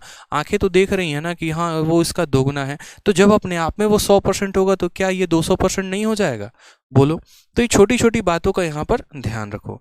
नेक्स्ट यहाँ पर बात करते हैं, जैसे second question, 80 metre is what percent of 5 kilometre. बेशक आपको लग रहा हो कि यार ये मैंने क्या क्वेश्चन दे दिया है, लेकिन हाँ ये जरूरी है बताना यहाँ पर, क्योंकि अभी भी आप ग्रेजुएट होने के बाद भी और इस माहौल में तैयारी करने के बाद भी आपकी छोटी छोटी चीज़ें क्लियर नहीं होती हैं कि यार हम इनको कैसे सॉल्व करें। ठीक है, तो वो भी आपको समझना है। कहीं ना कहीं मैट्रिक सिस्टम पर भी आपको अपने आप को पकड़ बनाकर रखनी है। जैसे यहाँ 80 मीटर पूछा गया कि 80 मीटर 5 किलोमीटर का कितना परसेंट है, तो सबसे पहले आपको यहाँ बात समझनी पड़ेगी। इस सवाल को आप कैसे सॉल्व करोगे? ऐसे लिखोगे कि 80 मीटर की बात कही गई है तो 80 मीटर को ऊपर लिख दिए हैं, किसके साथ तुलना की गई है? 5 किलोमीटर को, तो 5 किलोमीटर को नीचे लिख दिए, इनटू लिख दिए यहाँ पर 100, यहाँ पर इसको हम काट दिए, 5 से कटा 20 बार में, 80 इंटू 20 1600, 1600 तो है ही नहीं, ऑप्शन में फंस गए। ऐसा नहीं करना होता, ऐसा नहीं करना होता। आप क्या कर रहे हैं? आप तुलना कर रहे हैं। तो तुलना कर रहे हैं तो कैसे तुलना करेंगे? क्या आप लीटर को केजी के साथ तुलना कर सकते हैं? क्या किसी के रफ्तार को समय के साथ तुलना कर सकते हैं? जैसे आप बोलेंगे भाई मेरी स्पीड 10 किलोमीटर प्रति सेकंड है या 10 मीटर पर सेकंड है और तुम्हें 5 सेकंड लगते हैं। नहीं होता ना। कभी भी जो कंपेरिजन होता है, कभी भी जो परसेंटेज निकाला जाता है, वो सेम रेशियोज में निकाला जा सकता है। वजन का तुलना वजन से ही किया जाता है, उम्र की तुलना उम्र से ही की जाती है। ठीक है, ऐसा नहीं है कि मैं बोलूं मेरा वजन 50 किलो है, तुम्हारी उम्र 25 तुम्हारा उम्र 25 साल है और हम बैठकर कंपैरिजन कर रहे हैं। नहीं, कभी भी कंपैरिजन होगा तो सेम क्वांटिटी का होगा। यहाँ पर ये क्वांटिटी मीटर में है और ये क्वांटिटी किलोमीटर में है, तो जनाब कंपैरिजन तो हो ही नहीं सकता। या तो हमें इसको भी किलोमीटर में बदलना पड़ेगा और नहीं तो हमें इसको भी मीटर में बदलना पड़ेगा, तभी हम कंपैरिजन कर पाएंगे, नहीं तो नहीं कर पाएंगे। अब चलो मान लो यहाँ पर ये सवाल हमने मीटर और किलोमीटर में दिया, क्या ज़रूरी है कि एग्जामिनर मीटर किलोमीटर में दे? ऐसा भी तो हो सकता है वो सेंटीमीटर को किलोमीटर में बदलने को कह दे, ऐसा भी तो हो सकता है यहाँ पर कि मिलीमीटर और हेक्टोमीटर को कन्वर्जन में कह दे। मीटर सेंटीमीटर किलोमीटर तो सबको याद होता है, लेकिन अगर हेक्टोमीटर पूछ दिया, डेसीमीटर पूछ दिया तो वहाँ बत्ती गुल हो जाती है। तो वो भी हमें समझना है कि वो कन्वर्जन कैसे होता है, उसके बारे में समझो। तो बचपन में आपने एक ट्रिक याद किया होगा, या फिर आपने कन्वर्जन का आपको एक चार्ट पता होगा, नहीं पता होगा तो आज याद कर लो। सबसे पहले आता है मिलीमीटर, फिर उसके बाद आता है सेंटीमीटर। याद होगा यहाँ पर 3 इडियट का डायलॉग कि जब यहाँ पर कटरीना कह रहा हूँ, करीना कपूर जब मिलने जाती है उस छोटे से लड़के से, और वहाँ पर जो शिलोंग या जहाँ पर भी वो जाते हैं तो क्या कहते हैं, मिलीमीटर तो अब सेंटीमीटर बढ़ गया, तो कहते हैं नहीं मिलीमीटर सेंटीमीटर नहीं बना, किलोमीटर बन गया, ये तो मतलब बहुत बड़ा हो गया। यानी जैसे जैसे हम नीचे जाते जाएंगे वैल्यू हमारी बढ़ती चली जाएगी। सबसे पहले आता है मिलीमीटर, फिर आता है सेंटी, तो मिली सेंटी डेसीमीटर, ठीक है, मिली सेंटी डेसी, और फिर आ जाएगा मीटर, फिर उसके बाद होगा डेका, फिर होगा हमारा हेक्टो, फिर उसके बाद होगा किलोमीटर। ठीक है, milli centi deci metre deca hecto kilometre, ये याद रखना है जनाब, milli centi deci metre deca hecto kilometre. क्यों? क्योंकि ये यूनिट ऑफ कन्वर्जन है, जैसे जैसे आप नीचे जाते जाएंगे वैसे वैसे आपकी वैल्यू बढ़ते चली जाएगी। अब इसमें भी हम आपको पूरा मैट्रिक सिस्टम में बताएंगे कि कैसे, अगर मानो कल के दिन मुझे मिलीमीटर को हेक्टोमीटर में कन्वर्ट करना पड़े तो कैसे कन्वर्ट करेंगे, या हेक्टोमीटर को मिलीमीटर में कन्वर्ट करना पड़े तो कैसे करेंगे। जैसे मान लीजिए कि ये एक बिल्डिंग है और इस बिल्डिंग में कई सारे फ्लोर यहाँ पर मौजूद हैं, ठीक है, तो यूं समझ लीजिए यहाँ पर कि सबसे नीचे कौन रहता है। आपको भी पता है कि बिल्डिंग में जब आप रहते हैं तो सबसे नीचे वाले फ्लोर का किराया सबसे ज़्यादा होता है और सबसे टॉप वाले का किराया सबसे कम होता है। यानी नीचे कौन रहता है, तो सबसे ज़्यादा बलवान आदमी, सबसे ज़्यादा पैसे वाला, सबसे ज़्यादा ताकत वाला, पहुँच वाला। तो उसी तरीके से जैसे जैसे हम नीचे बढ़ते चले जाएंगे हमारी वैल्यू बढ़ते चली जाएगी, हमारा पावर बढ़ते चला जाएगा, हमारा रुतबा बढ़ते चला जाएगा। और किराया बिल्डिंग का कैसे बढ़ेगा, तो किराया बिल्डिंग का ऐसे बढ़ेगा, ठीक है, यहाँ पर ये वैल्यू अपने आप के सारे 10 गुना होते चले जाएंगे। यानी यहाँ पर हम ऐसे कह सकें, तो जब हम यहाँ पर गए तो किलोमीटर को अगर आपको मीटर में बदलना है, किलोमीटर को किस में बदलना है, मीटर में बदलना है, तो आप यहाँ पर क्या कर दीजिए 10 से गुना। ठीक है, हेक्टो को अगर आपको डेका में बदलना है तो 10 से गुना। यानी जब आप नीचे से ऊपर जाते चले जाएंगे तो वैल्यू अपने आप का 10 गुना होते चली जाएगी। हर स्टेप पे, हर फ्लोर पे वैल्यू अपने आप का 10 गुना होते चली जाएगी, हर फ्लोर में। यानी जब भी एक बड़ा वैल्यू टूटेगा ना, तो वो यहाँ पर, जैसे अगर मैं बात करूँ 1 किलोमीटर टूटेगा तो कितने हेक्टो को निकालेगा, तो 1 किलोमीटर के अंदर 10 हेक्टो होते हैं। 1 हेक्टो के अंदर कितना डेका होता है, 10 डेका होता है। 1 डेका के अंदर कितना मीटर होता है, 10। 1 मीटर के अंदर कितना डेसीमीटर होता है, 10। और 1 डेसीमीटर के अंदर कितना सेंटीमीटर होता है, 10। यानी जब भी आप नीचे से ऊपर की तरफ बढ़ते चले जाएंगे तो आप 10 से मल्टीप्लाई करते चले जाएंगे। और जब आप ऊपर से नीचे की तरफ चले आएंगे ना मेरे भाई, तो ऊपर से नीचे आने का मतलब क्या हो गया, अपने आप को और छोटा करना, और छोटा करना, और छोटा करना। यानी आप डिवाइड बाई 10 करते चले जाएंगे, हर स्टेप में आप डिवाइड बाई 10 करते चले जाएंगे। इस बात का ध्यान रखिए, ऊपर से नीचे आने का मतलब डिवाइड बाई 10, नीचे से ऊपर जाने का मतलब मल्टीप्लाई बाई 10। अब इसमें कन्वर्जन करेंगे तो कैसे करेंगे, इंपॉर्टेंट क्वेश्चन हमारे पास ये उठता है। तो चलिए थोड़ा कुछ वैल्यूज़ को हम कन्वर्ट करके देखते हैं। जैसे मान लीजिए कि मेरी इच्छा हुई कि मैं ये जानना चाहता हूँ कि 1 किलोमीटर के अंदर कितना मीटर होता है, तो मैं यहाँ पर क्या लिखूंगा, मैं यहाँ पर ऐसे लिखूंगा कि 1 किलोमीटर के अंदर यहाँ डैश मीटर होता है, डैश मीटर होता है। कैसे पता, मुझे कहाँ जाना है, मुझे किलोमीटर से मीटर पे जाना है, मुझे कहाँ से कहाँ जाना है, किलोमीटर से मीटर पे। तो मैं देखूंगा मैंने 1 सीढ़ी चढ़ी, 2 सीढ़ी चढ़ी, 3 सीढ़ी, कितने जीरो मुझे मिल गए, 1, 2 और 3। तो बस यहाँ पर हम 3 जीरो लगा देंगे। यानी 1 किलोमीटर के अंदर कितना मीटर होता है, तो 1000 मीटर होता है। 1 किलोमीटर के अंदर कितना होता है, 1000 मीटर होता है। अब मान लो यहाँ पर बच्चे कि मुझे अगर पता करना पड़े कि एक हेक्टो के अंदर कितने सेंटीमीटर आ सकते हैं, तो मैंने यहाँ पर लिख दिया 1 हेक्टो। मैंने क्या लिख दिया, 1 हेक्टो बराबर डैश सेंटीमीटर। अब मैं यहाँ कन्वर्ट कर रहा हूँ, मैंने को अपने जर्नी शुरुआत करनी है हेक्टो से और मुझे जाना कहाँ पर है, सेंटीमीटर पे। तो मैं हेक्टो से 1 सीढ़ी, 2 सीढ़ी, 3 सीढ़ी, 4 सीढ़ी। 4 सीढ़ी का मतलब कितने जीरो लगाना है, तो 4 सीढ़ी का मतलब 1, 2, 3 और 4 जीरो लगाने हैं। यानी 1 हेक्टो बराबर 10,000 सेंटीमीटर। आप इस यूनिट ऑफ कन्वर्जन को ध्यान रख के किसी भी वैल्यू को किसी में बदल सकते हैं, ठीक है। चलिए कमेंट बॉक्स में ज़रा एक बार बताइए कि अगर हम आपसे ये पूछें कि एक डेका के अंदर कितने सेंटीमीटर होते हैं, एक डेका के अंदर यहाँ पर कितने सेंटीमीटर होते हैं, तो आप बोलेंगे सर देखो कहाँ जाना है, तो डेका से शुरुआत करनी है। डेका से मीटर पे गए, मीटर से डेसी पे गए, डेसी से सेंटीमीटर, 10 10 10 यानी कुल मिलाकर 3 बार गए तो 3 आ गया। यानी अभी तो आप यहाँ पर ये सीख रहे थे कि जब आप नीचे से ऊपर की तरफ जाएंगे तो कन्वर्जन कैसा होगा। अब थोड़ा सा हम लोग उल्टा सीखते हैं, ठीक है। अब थोड़ा सा उल्टा सीखते हैं और उल्टा सीख के क्या करेंगे, तो उल्टा में अब हम ऊपर से नीचे की तरफ आएंगे। यानी अगर हमें मिलीमीटर को किलोमीटर में बदलना हो तो हम कन्वर्जन कैसे करेंगे, तो वो अब हम देखते हैं। तो सबसे पहले देखिए, मान लीजिए हम शुरुआत करते हैं मिलीमीटर से। हमें यह पता करना है कि 1 मिलीमीटर के अंदर कितने यहाँ पर मीटर हो सकते हैं। 1 मिलीमीटर के अंदर कितने मीटर हो सकते हैं, हमें यह पता करना है। हमने कहा यार देखो, मिली से कहाँ पहुंचे, सेंटी पे, सेंटी से कहाँ पहुंचे, डेसी पे, और डेसी से कहाँ पहुंचे, मीटर पे। यानी यहाँ पर कितने बार भाग करना है 10 से, तो 1 बार, 2 बार, 3 बार। कितने बार भाग करना है, 3 बार। तो जो अब यहाँ आप गुना कर रहे थे ना, वहीं आप यहाँ भाग कर दो, 3 जीरो लगा दो बस। यानी हम ये कहेंगे कि 1 मिलीमीटर बराबर 1/1000 मीटर। 1 मिलीमीटर बराबर क्या हो जाएगा, तो 1/1000 मीटर। ठीक है, समझ में आ गया बात यहाँ पे। अभी मैं आपको इसमें भी थोड़ा बेसिक लेकर जाऊंगा और इसमें भी बताऊंगा कि इसको कैसे तोड़ना होता है और दशमलव में कैसे बदलना होता है, क्योंकि बहुत सारे बच्चों को यहाँ पर ये भी दशमलव में कन्वर्ट करना नहीं आता है, वो भी सीखना बहुत जरूरी है। जैसे आइए थोड़ा सा और कन्वर्जन करते हैं। मान लीजिए कि हम सेंटीमीटर से कहाँ जाना चाहते हैं, हेक्टो पे, और हम ये बात करना चाहते हैं कि यार 1 सेंटीमीटर के अंदर कितना हेक्टो होता है, क्या होता है, कितना हेक्टो होता है। अब जैसा कि हमें पता है कि जब हम ऊपर से नीचे की तरफ आएंगे तो हमें भाग करना है, तो सेंटीमीटर पे थे, 1 सीढ़ी गए, 2 सीढ़ी गए, 3 सीढ़ी गए, 4 सीढ़ी गए। कितनी बार गए, 4 बार गए। तो यहाँ पर हमें नीचे कितने जीरो से भाग करना पड़ेगा, तो 4 जीरो से भाग करना पड़ेगा, ऊपर 1 लगाना पड़ेगा। यानी 1 सेंटीमीटर बराबर 1/10,000 हेक्टो। क्लियर है ये बात यहाँ पे। तो जब भी हम नीचे से ऊपर की तरफ जाते हैं गुना करते हैं, ऊपर से नीचे की तरफ आते हैं तो भाग करते हैं। अब इसमें छोटी सी प्रॉब्लम आ जाती है। छोटी सी प्रॉब्लम क्या आ जाती है, अगर मैं आपसे पूछूं कि 1/10 का मान कितना है ये बताओ दशमलव में, तो बहुत बच्चे बता देंगे। 1/100 पूछ लूं तो बता दोगे, 1/1000 पूछ लूं तो बता दोगे, लेकिन अगर मैं 1/10,000 पूछ लूं ना, तो वहां पर पक्का लंका लग ही जाती है।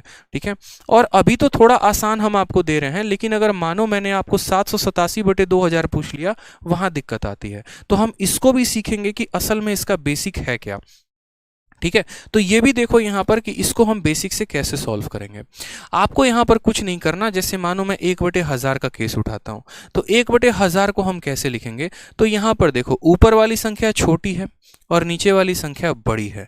तो ऊपर वाली संख्या अगर नीचे वाली से छोटी है ना, तो सबसे पहले तो यहाँ पर क्या करना है, तो दशमलव लगा देना है। ठीक, अब दशमलव लगाने के बाद क्या करना है, ऊपर कितना अंक है, तो 1 अंक है, तो ये 1 अंक है ना, अपना 1 जीरो को लेके जाएगा, मतलब यहाँ पर ये जीरो इसके साथ शादी कर लेगा, ये बेचारे दोनों सिंगल रह जाएंगे। अब ये दोनों सिंगल रह जाएंगे तो इन दोनों जीरो को यहाँ पर लिख दो और उसके बाद यहाँ 1 को लिख देना, यानी इसका आंसर कितना हो जाएगा, तो 0.001 हमारा आंसर आ जाएगा। ठीक है, 0.001 जो है वो हमारा आंसर आ जाएगा। मानो 1/मुझे 10,000 लिखना है, तो मैंने कहा 1 जीरो ने 1 के साथ यहाँ शादी कर ली, बेचारे 3 सिंगल मर रहे हैं, तो इस वजह से सबसे पहली बात ऊपर वाली संख्या इससे छोटी है, तो हाँ जी, तो जीरो और दशमलव लगा दिया। अब उसके बाद ये 1 जीरो के स्थान पर ये 1 आ चुका है, कितने बच गए बेचारे सिंगल, 3 बच गए, तो यहाँ पर 3 जीरो को सिंगल लगा दो और यहाँ 1 कर दो, ये आपका करेक्ट आंसर हो जाएगा। ठीक है, उसी तरीके से आप यहाँ पर देखिए 1/100 लिखना है, तो यहाँ पर सबसे पहले ऊपर वाला छोटा है तो जीरो और दशमलव लगा दिया, ये जीरो के स्थान पर ये 1 आ चुका है, बेचारा 1 जीरो सिंगल मर रहा है, तो उसको यहाँ लिख दो और 0.1 हो जाएगा। अगर हम यहाँ बात करते हैं तो देखो ऊपर वाला इसके साथ छोटा है तो जीरो और दशमलव आ जाएगा, इस 1 जीरो के स्थान पर 1 मिलेगा, यानी इसकी शादी इसी से होगी, यानी कोई सिंगल नहीं मरेगा, तो बस 0.1 हम इसको लिख सकते हैं। अब चलो हमने तो यहाँ पर इसको ऐसे लिख दिया 1/2, 1/3, 1/10, लेकिन अगर मुझे एक बात बताओ, ठीक है, अगर मुझे देखो किसी को भी बैच परचेस करना है, तो आरजी विक्रमजीत एप्लीकेशन, ठीक है, मैं आपको दोबारा से बता देता हूँ, आरजी विक्रमजीत एप्लीकेशन को आप डाउनलोड करके, ठीक है, और आरजी विक्रमजीत एप्लीकेशन से जो आप हमारा बैच है वो आप ले सकते हैं। कहाँ से मिलेगा? तो ये आरजी विक्रमजीत एप्लीकेशन है आपका, यहाँ से आप इस बैच को ले सकते हैं। आप एप्लीकेशन पे गूगल स्टोर पे जाएंगे, आरजी विक्रमजीत इंस्टॉल करेंगे, यहाँ से आपको मिल जाएगा। इसके अलावा जैसे आपका इंक्वायरी नंबर है 8506003399, आप इस पर कॉल करेंगे तो आपको पूरी जानकारी मिल जाएगी। ठीक है, अब यहाँ पर हम बात करते हैं जैसे मानो और भी पॉइंट्स को लेकर कि हम यहाँ पर जो है अगर कल के दिन संख्या ऐसी दे दे, मानो 55 बटे और 55 बटे कितना दे दे, 1000 दे दे, तो हम इसको यार कैसे लिखें? अगर मानो हमारा 287 बटे यहाँ पर 4 बार 0 यहाँ लगा दे तो हम इसको कैसे लिखेंगे? या 17 बटे यहाँ पर 1 2 3 4 5 लिख दे तो हम कैसे लिखेंगे? यहाँ भी तो दिक्कत आती है। मैंने क्या कहा? बेसिक बहुत ज़रूरी है। ये छोटी छोटी बातें, मैट्रिक सिस्टम हो गया, ये छोटी छोटी बातें, फ्रैक्शंस हो गया, ये अगर एक बार ढंग से हो गया ना तो आगे तो हम बहुत रफ्तार में भाग लेंगे, उसकी लिमिट नहीं है। गाड़ी चलाने के बेसिक चीज़ें जो होती हैं अगर वो आपने सीख ली ना तो मैं बता रहा हूँ आपको 180-200 पे गाड़ी चलवा के दिखाऊंगा, वो रफ्तार आपको दिखेगी। लेकिन ये बेसिक चीज़ें पहले क्लियर कर लो, उसके बाद तो हमारे पास है ही भागना, भागेंगे पूरे फुल रफ्तार से। ठीक है, क्योंकि बीच में मानो कोई क्वेश्चन में अगर ऐसा आ जाए फिर वहां मुझे बताना पड़े तो वो समय ज्यादा लेके जाएगा। ठीक, मैंने आपसे क्या कहा? ऊपर कितने लोग हैं? 2 लोग हैं, तो ये 5 की शादी इस 0 से हो जाएगी, ये 5 की शादी इस 0 से हो जाएगी, बात खत्म। ऊपर वाला संख्या क्या नीचे वाले से छोटा है? हाँ जी, तो छोटा है तो 0 और दशमलव आएगा। इस 5 के लिए ये 0 आ चुका है, इस 5 के लिए 0 आ चुका है, ये बेचारा 0 सिंगल मर रहा है तो 0 लिख देंगे। इस 0 के स्थान पे 5 लिख देंगे और इस 0 के स्थान पे 5 लिख देंगे, यानी ये हमारा सही तरीका हो गया। आ जाओ नेक्स्ट, यहाँ पर देखो, हमने कहा ऊपर वाला नीचे वाले से छोटा है, हाँ जी, तो 0 और दशमलव लगा देंगे। ठीक है, यहाँ पर देखो तो ऊपर 3 लोग हैं और नीचे 4 0 है, यानी 3 की तो शादी हो गई, एक सिंगल मर गया, तो यहाँ पर उसके लिए लिख दो इस 0 के स्थान पर 2, इस 0 के स्थान पर 8 और इस 0 के स्थान पर 7, यानी इसका करेक्ट तरीका ये हो गया कि इट इज इक्वल टू 0.0287। ठीक है, इट इज इक्वल टू 0.0287। जिसको आंसर आ रहा है कमेंट बॉक्स में लिखते चलो और वेरीफाई करते चलना। अब 17 को मानो इसके साथ लिखना है, क्या ऊपर वाला छोटा है नीचे वाले से? बिल्कुल जनाब, यानी 0 और पॉइंट लिख देंगे यहाँ पर। ठीक है, अब यहाँ देखो तो ऊपर वाले माले में 2 लोग हैं और नीचे वाले में यहाँ पर मानो 5 हंसती खिलती मुस्कुराती बालिकाएं हैं। अब ये बेचारे 2 तो भारत के नियम के अनुसार 2 ही लोगों से शादी कर पाएंगे ना, यानी यहाँ पर कितना सिंगल मरेगा? 1 2 और 3, तो जितना सिंगल मरेगा उसको यहाँ पर लिख दो। इस 0 के जगह पर 1 आ जाएगा और इस 0 के जगह पर 7 आ जाएगा, तो इसको ऐसे कन्वर्ट करते हैं। ठीक है, समझ में आ गया बात यहाँ पे? चलिए, क्लियर हो गया ना कंसेप्ट? यहाँ पे आ जाइए। तो अब हम जो पढ़ रहे थे वो क्या पढ़ रहे थे कि हम मीटर को परसेंट में कैसे कन्वर्ट करें, हमारा क्वेश्चन यहाँ पर ये था। फिर यहाँ से हम बेसिक चलते चले गए और भी काफ़ी चीज़ों को हमने सीखा। तो हमने कहा कि देखो, कन्वर्जन बेटा तुम तब कर पाओगे जब यहाँ पर आपको ये बात पता हो कि हाँ हम दोनों को सेम क्वांटिटी में लें। अगर दोनों को डिफरेंट में लिया ना तो कन्वर्ट नहीं कर सकते। तो कन्वर्ट करने के लिए क्या करना पड़ेगा? सेम क्वांटिटी, ये मीटर में है तो उसको भी मीटर में बदलो। यानी हमें किसकी तुलना करनी है? 80 मीटर की। और किसके साथ करनी है? तो हमें 5 किलोमीटर के साथ करनी है। और किस में बताना है? परसेंट में। तो कभी भी फ्रैक्शन को परसेंट में बताना हो तो क्या करते हैं? 100 से गुना करके परसेंट लगाते हैं। हमने कहा ये मीटर में और ये किलोमीटर में है, हो ही नहीं सकता, बराबर रखो तभी तो एक दूसरे को काट पाएंगे। तो बराबर कैसे रखेंगे जनाब? तो अपने मैट्रिक सिस्टम से। अभी मैट्रिक सिस्टम पढ़ाए थे या नहीं पढ़ाए थे? पढ़ाए थे। आपको किसको बदलना है? किलोमीटर को। किस में बदलना है? मीटर में। तो जरा चलते हैं यहाँ पर इनके पास, भाई साहब के पास। हम कहते हैं सर 1 किलोमीटर के अंदर कितना मीटर होगा? तो किलोमीटर से हेक्टो पर गए, हेक्टो से डेका पर गए, डेका से मीटर पे गए, 10 10 10, यानी 1 किलोमीटर के अंदर कुल मिटाकर कितने मीटर होते हैं? 1000 मीटर होते हैं। तो हम ऐसे याद रखेंगे। ठीक है, तो चलिए, हमारा जो क्वेश्चन था वो यहाँ पर हमने रख लिया। तो ऊपर वाला मीटर में है तो ऊपर वाले को 80 मीटर ऐसे रहने दो। ठीक है, फिर ये 5 किलोमीटर था तो 5 को रहने देते हैं। किलोमीटर को मीटर में बदलेंगे। 1 किलोमीटर के अंदर कितना मीटर होता है? 1000। तो यहाँ से हम इसको गुना करके 100 से परसेंट लगा देंगे।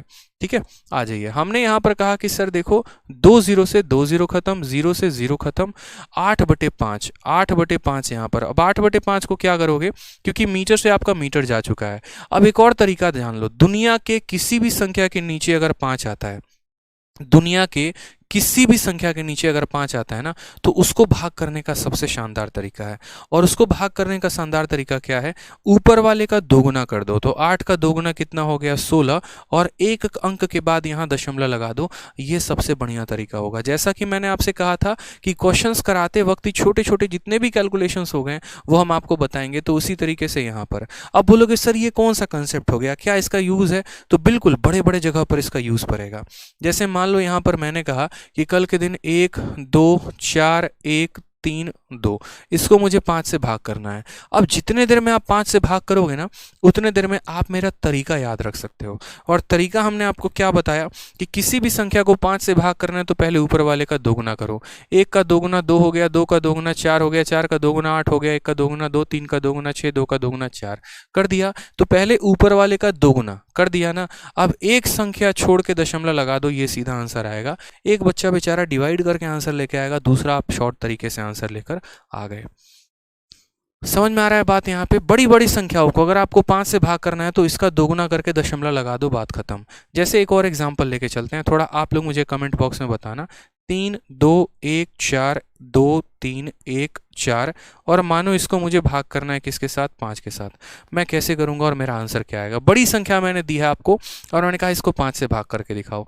तो कभी भी यहाँ पर किसी भी संख्या को 5 से भाग करना है तो बोलेंगे गुरुदेव कुछ मत करिए, बस दोगुना करिए। दोगुना कैसे करेंगे जनाब? 4 का दोगुना 8 होता है, 1 का दोगुना 2, 3 का 6, 2 का 4, 4 का 8, 1 का 2, 2 का 4, 3 का 6 लिख दिया और एक संख्या छोड़ के दशमलव लगा दो, यानी ये हमारा करेक्ट आंसर आ जाएगा। बात खत्म यहाँ पे, समझे? ठीक, तो सेम तरीके से यहाँ 8 का दोगुना 16 होता है, दशमलव छोड़ दिया, यानी 1.6% is the correct answer. Option number C. चलो इंस्पेक्टर बने। क्या बात है, बहुत शानदार। मजा आ रहा है? एक बार कमेंट बॉक्स में बताओ मजा आ रहा है एकदम? ठीक है, सही समझ में आ रहा है? कोई दिक्कत की बात यहाँ पे, कोई परेशानी की बात? जल्दी से एक बार कमेंट बॉक्स में बताइए। ठीक है, चलिए अब क्वेश्चन नंबर 3 को हम थोड़ा स्किप करेंगे, इसको हम कल करेंगे। क्वेश्चन नंबर 4 को भी हम नेक्स्ट क्लास में करेंगे। हम यहाँ से करते हैं क्वेश्चन नंबर 5 से। ठीक है, 5 भी नेक्स्ट क्लास में। यहाँ से क्वेश्चन नंबर 6 से बहुत ही आसान क्वेश्चन मैं आपके सामने पूछ रहा हूँ। ठीक है, मज़ा ही मज़ा है। क्या बात है, मज़ा ही मज़ा है, माटी माटी उड़ा दिए। चलो, तो वीडियो को लाइक और शेयर करते रहो यार, ये गलती नहीं होनी चाहिए। देखो, लाइक और शेयर में कमी नहीं रहनी चाहिए भाई। ठीक है, अगर मैं इतनी बेसिक तरीके से जाके आपके गणित को सुधारने में मैं आपके लिए इतनी ज़्यादा मदद कर रहा हूँ, तो कम से कम आप अपने लिए तो इतना कर सकते हैं कि इस वीडियो को शेयर करिए ताकि हमारा मोटिवेशन बढ़े। लाइक करें, आप इस कोर्स के बारे में दूसरों को बताएं कि भैया सच में चैंपियंस ऐसे नहीं बनते, चैंपियंस मैथ्स को पढ़कर बनते हैं। ठीक है, ये जो मेरी चैंपियंस की सीरीज़ है ना, आज कई सारे चैंपियंस का हमने स्वागत किया है अपने एप्लीकेशंस पे, बहुत चैंपियंस बना दिए। फिर आज एक और चैंपियंस का पूरा बैच आया है, वो है चैंपियंस 5.0। ठीक है, और इस बैच में फिर से हम नए चैंपियंस बनाने वाले हैं। मैं हमेशा कहता हूँ कि देखो, आज बहुत सारे चैंपियंस बना चुका हूँ आज तक, और दोबारा से फिर चैंपियंस बनाऊंगा और बना के रहूंगा। आप देख लेना, आप नहीं भी बनोगे ना, आपको पकड़ पकड़ के हम चैंपियंस बनाएंगे। और गणित से मोहब्बत ना करा दिए तो फिर हम आप कहना। ठीक है, चलो बिल्कुल। आरजी विक्रमजीत एप्लीकेशन पर हमारे 2 कोर्सेज हैं। मैथ्स का लाइव बैच जिसकी फीस 899 है, और दूसरा कॉम्बो। मैं बोलूंगा कि अगर आप बैच ले रहे हो तो कॉम्बो लेना, क्यों? क्योंकि उसमें आपको 2300 रुपए में सभी के बैचेस मिल जाएंगे। Math, English, reasoning, GS complete आपको। ठीक है, बैच के बारे में भी यही बताऊंगा क्लास के बाद, आराम से देखो। एक छोटा सा सवाल सीपीओ में पूछा गया 16 मार्च 2019, और सवाल में कुछ नहीं, बस इतना ही पूछा गया कि 2.4 को परसेंट में कन्वर्ट करोगे तो कितना होगा। अब मुझे बताओ, मैंने यार पहला डेफिनेशन ही आपको दिया था कि कभी भी किसी भी संख्या को परसेंट में बदलने के लिए क्या करते हैं, 100 से गुना करके परसेंट का साइन लगाते हैं। पहला डेफिनेशन ही तो मेरा परसेंट को शुरुआत करते वक्त यही था, और उस डेफिनेशन पर ही सीपीओ में क्वेश्चन पूछा है कि अगर आप 2.4 को कन्वर्ट करोगे परसेंटेज में तो क्या होगा। तो आप बोलोगे गुरुदेव 2.4 को परसेंट में कन्वर्ट करना है, ठीक है, 2.4 को लिख दीजिए। गुना किससे करना है? परसेंट में कन्वर्ट करना है। तो करना है तो परसेंट में कन्वर्ट करने के लिए 100 से गुना लगा के प्रतिशत का साइन लगा देते हैं। जब हम इस दशमलव को हटाएंगे तो नीचे कितना आ जाएगा? 10 का है, दशमलव के बाद एक स्थान है तो एक ही जीरो आएगा। ठीक है, एक व्यक्ति था, एक ही जीरो आएगा, 2 है तो 2 जीरो आएगा। ठीक, ये जीरो इसको खत्म कर दिया। 24 × 10 कितना हो गया? तो बोलेंगे सर 240%। ऑप्शन तो कई सारे थे लेकिन सही उत्तर एक ही था, और वो था सी फॉर कटप्पा। ठीक है, चलिए अगला सवाल पे ज़रा आते हैं और अगला सवाल हम देखते हैं। जितने क्वेश्चंस मैं आपको छोड़ा हूँ वो सारे क्वेश्चंस कराऊंगा, परेशान नहीं होना है। आ जाइए, मैंने कहा ना धीरे धीरे लेवल बढ़ाते चलेंगे, अचानक से लेवल बढ़ाएंगे तो कष्ट आप ही को होगा, हमें नहीं। क्वेश्चन नंबर 8 देखिए, आराम से हम टाइप वाइज भी कवर कर रहे हैं, लेवल वाइज भी कवर करेंगे।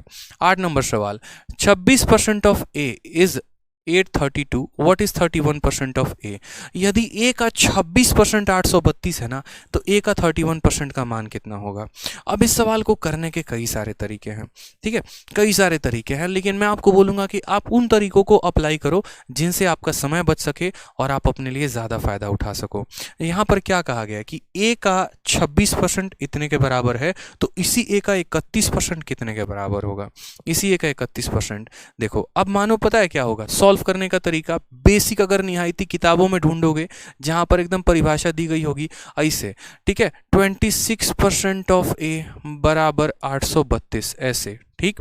फिर उसके बाद यहाँ पर आपको बोलेगा 26% को 26/100 ऑफ यहाँ पर ए बराबर कितना हो जाएगा 832। फिर उसके बाद यहाँ पर ए की वैल्यू कितनी आएगी, तो 832 इंटू 100/26, ठीक है। और यहाँ पर हम इसको फिर काटेंगे, 26 से काटेंगे तो कितनी बार में, ऐसे काटते हो आप लोग, 2 से 13 बार में काटेंगे, फिर 2 से 4 बार में, फिर एक बार में 6 बार में, फिर 13 से काटेंगे, 13 का 3 गुना 39 हो गया, फिर उसके बाद यहाँ 26 हो गया 2 बार में, तो फिर ए की वैल्यू निकालते हो तो ए की वैल्यू कितना आता है 3200। फिर उसके बाद उसका 31% निकालते हो, फिर 31% कैसे निकालोगे यहाँ पर, तो 31% ऑफ ए निकालना है, यानी हमें पता है क्या करना है, हमें यहाँ पर 31/100 इंटू यहाँ पर ए का मान कितना आया 3200। अब यहाँ पर फिर आप 0 से 0 को गुना करते हो, फिर वैल्यू आपकी कितनी आती है, तो 31 इंटू 32 आती है। फिर आप ऐसे गुना करते हो, अच्छा 32 को 31 के साथ गुना करना है, तो ऐसे करेंगे 1 इंटू 2 2, 1 इंटू 3 3, 3 इंटू 2 6, 3 इंटू 3 9। ये आपका तरीका मैं बता रहा हूँ, अपना नहीं बता रहा, तब जाकर आपका आंसर आता है अच्छा 992।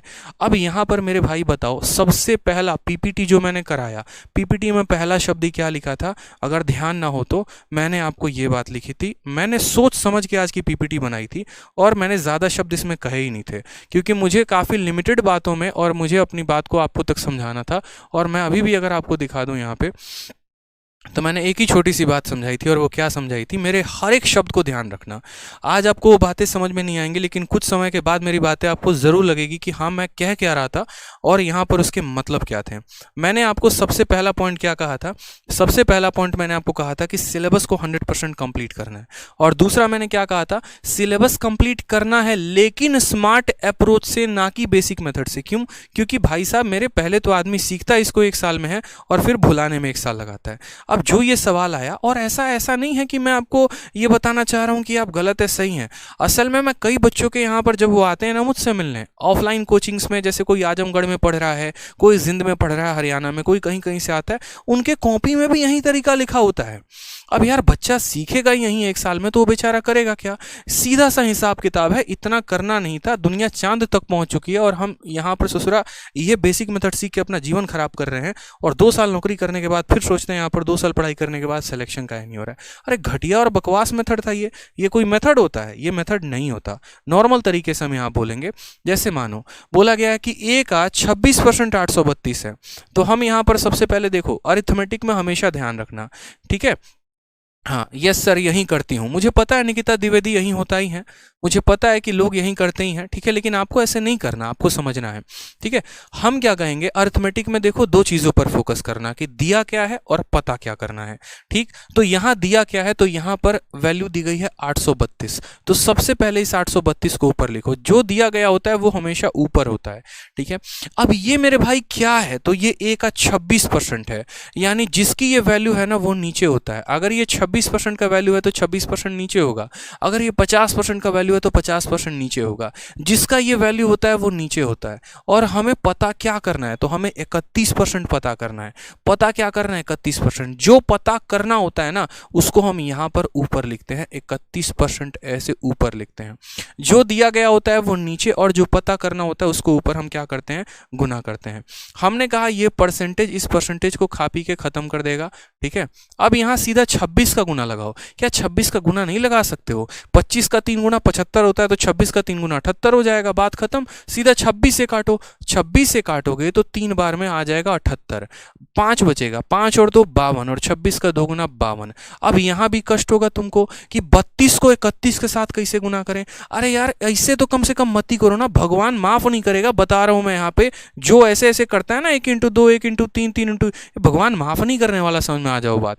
जो तुम्हारा वो इंतजार कर रही है ना, चली जाएगी यूपीएससी वाले के साथ, फिर बैठ के सोचते रहना कि मेरी नहीं हुई, ठीक है, क्योंकि तुम तरीका ही ऐसा लगा रहे हो यार। ऑफिसर बनने वाले हो, कल के दिन इनकम टैक्स इंस्पेक्टर बन जाओगे, कहीं पर छापा मारोगे, तुमको अपना परसेंटेज कैलकुलेट करना होगा, और यही तरीका तुम्हारा रहा 32 इंटू 31, तो तुम्हारा पार्टनर तुमको धोखा दे देगा। तो परसेंटेज इसलिए नहीं सीखते हैं क्योंकि सीजल निकालना, परसेंटेज इस वजह से भी सीखते हैं क्योंकि बाद में जब आप ईडी डिपार्टमेंट में जाओगे, एक्साइज में जाओगे या फिर कहीं पर जाओगे, तो आप भी तो वहाँ कैलकुलेट करोगे ना, हाँ भैया हमारा कितना बना, जरा ये भी तो बताओ, ठीक है। तो वहाँ भी परसेंटेज का बहुत तगड़ा यूज होता है। आप सीधा सीधा उठाओ यार, कोई दिक्कत की बात नहीं। आपको जब भी किसी 2 अंकों को 2 अंकों के साथ गुना करना है, मानो 32 को 31 के साथ, क्या करोगे, या इस पूरे 32 को उठा लो, पकड़ लो इसको, बोलो तेरे को छोड़ेंगे नहीं। यहाँ पे 32 को पहले 1 के साथ गुना करो, तो 32 को 1 के साथ गुना करोगे तो 32 ही तो आएगा, तो 32 आएगा, तो 32 का 2 लिख दो और हाथ में अपने 3 रखो, सिर्फ 1 अंक लिख दो, बाकी जितने भी आए वो मन में रख लेना। 32 का 3 गुना, 32 का 3 गुना कितना होता है, 96। कैसे पता चला, 30 का 3 गुना 90 और 2 का 3 गुना 6 यानी 96।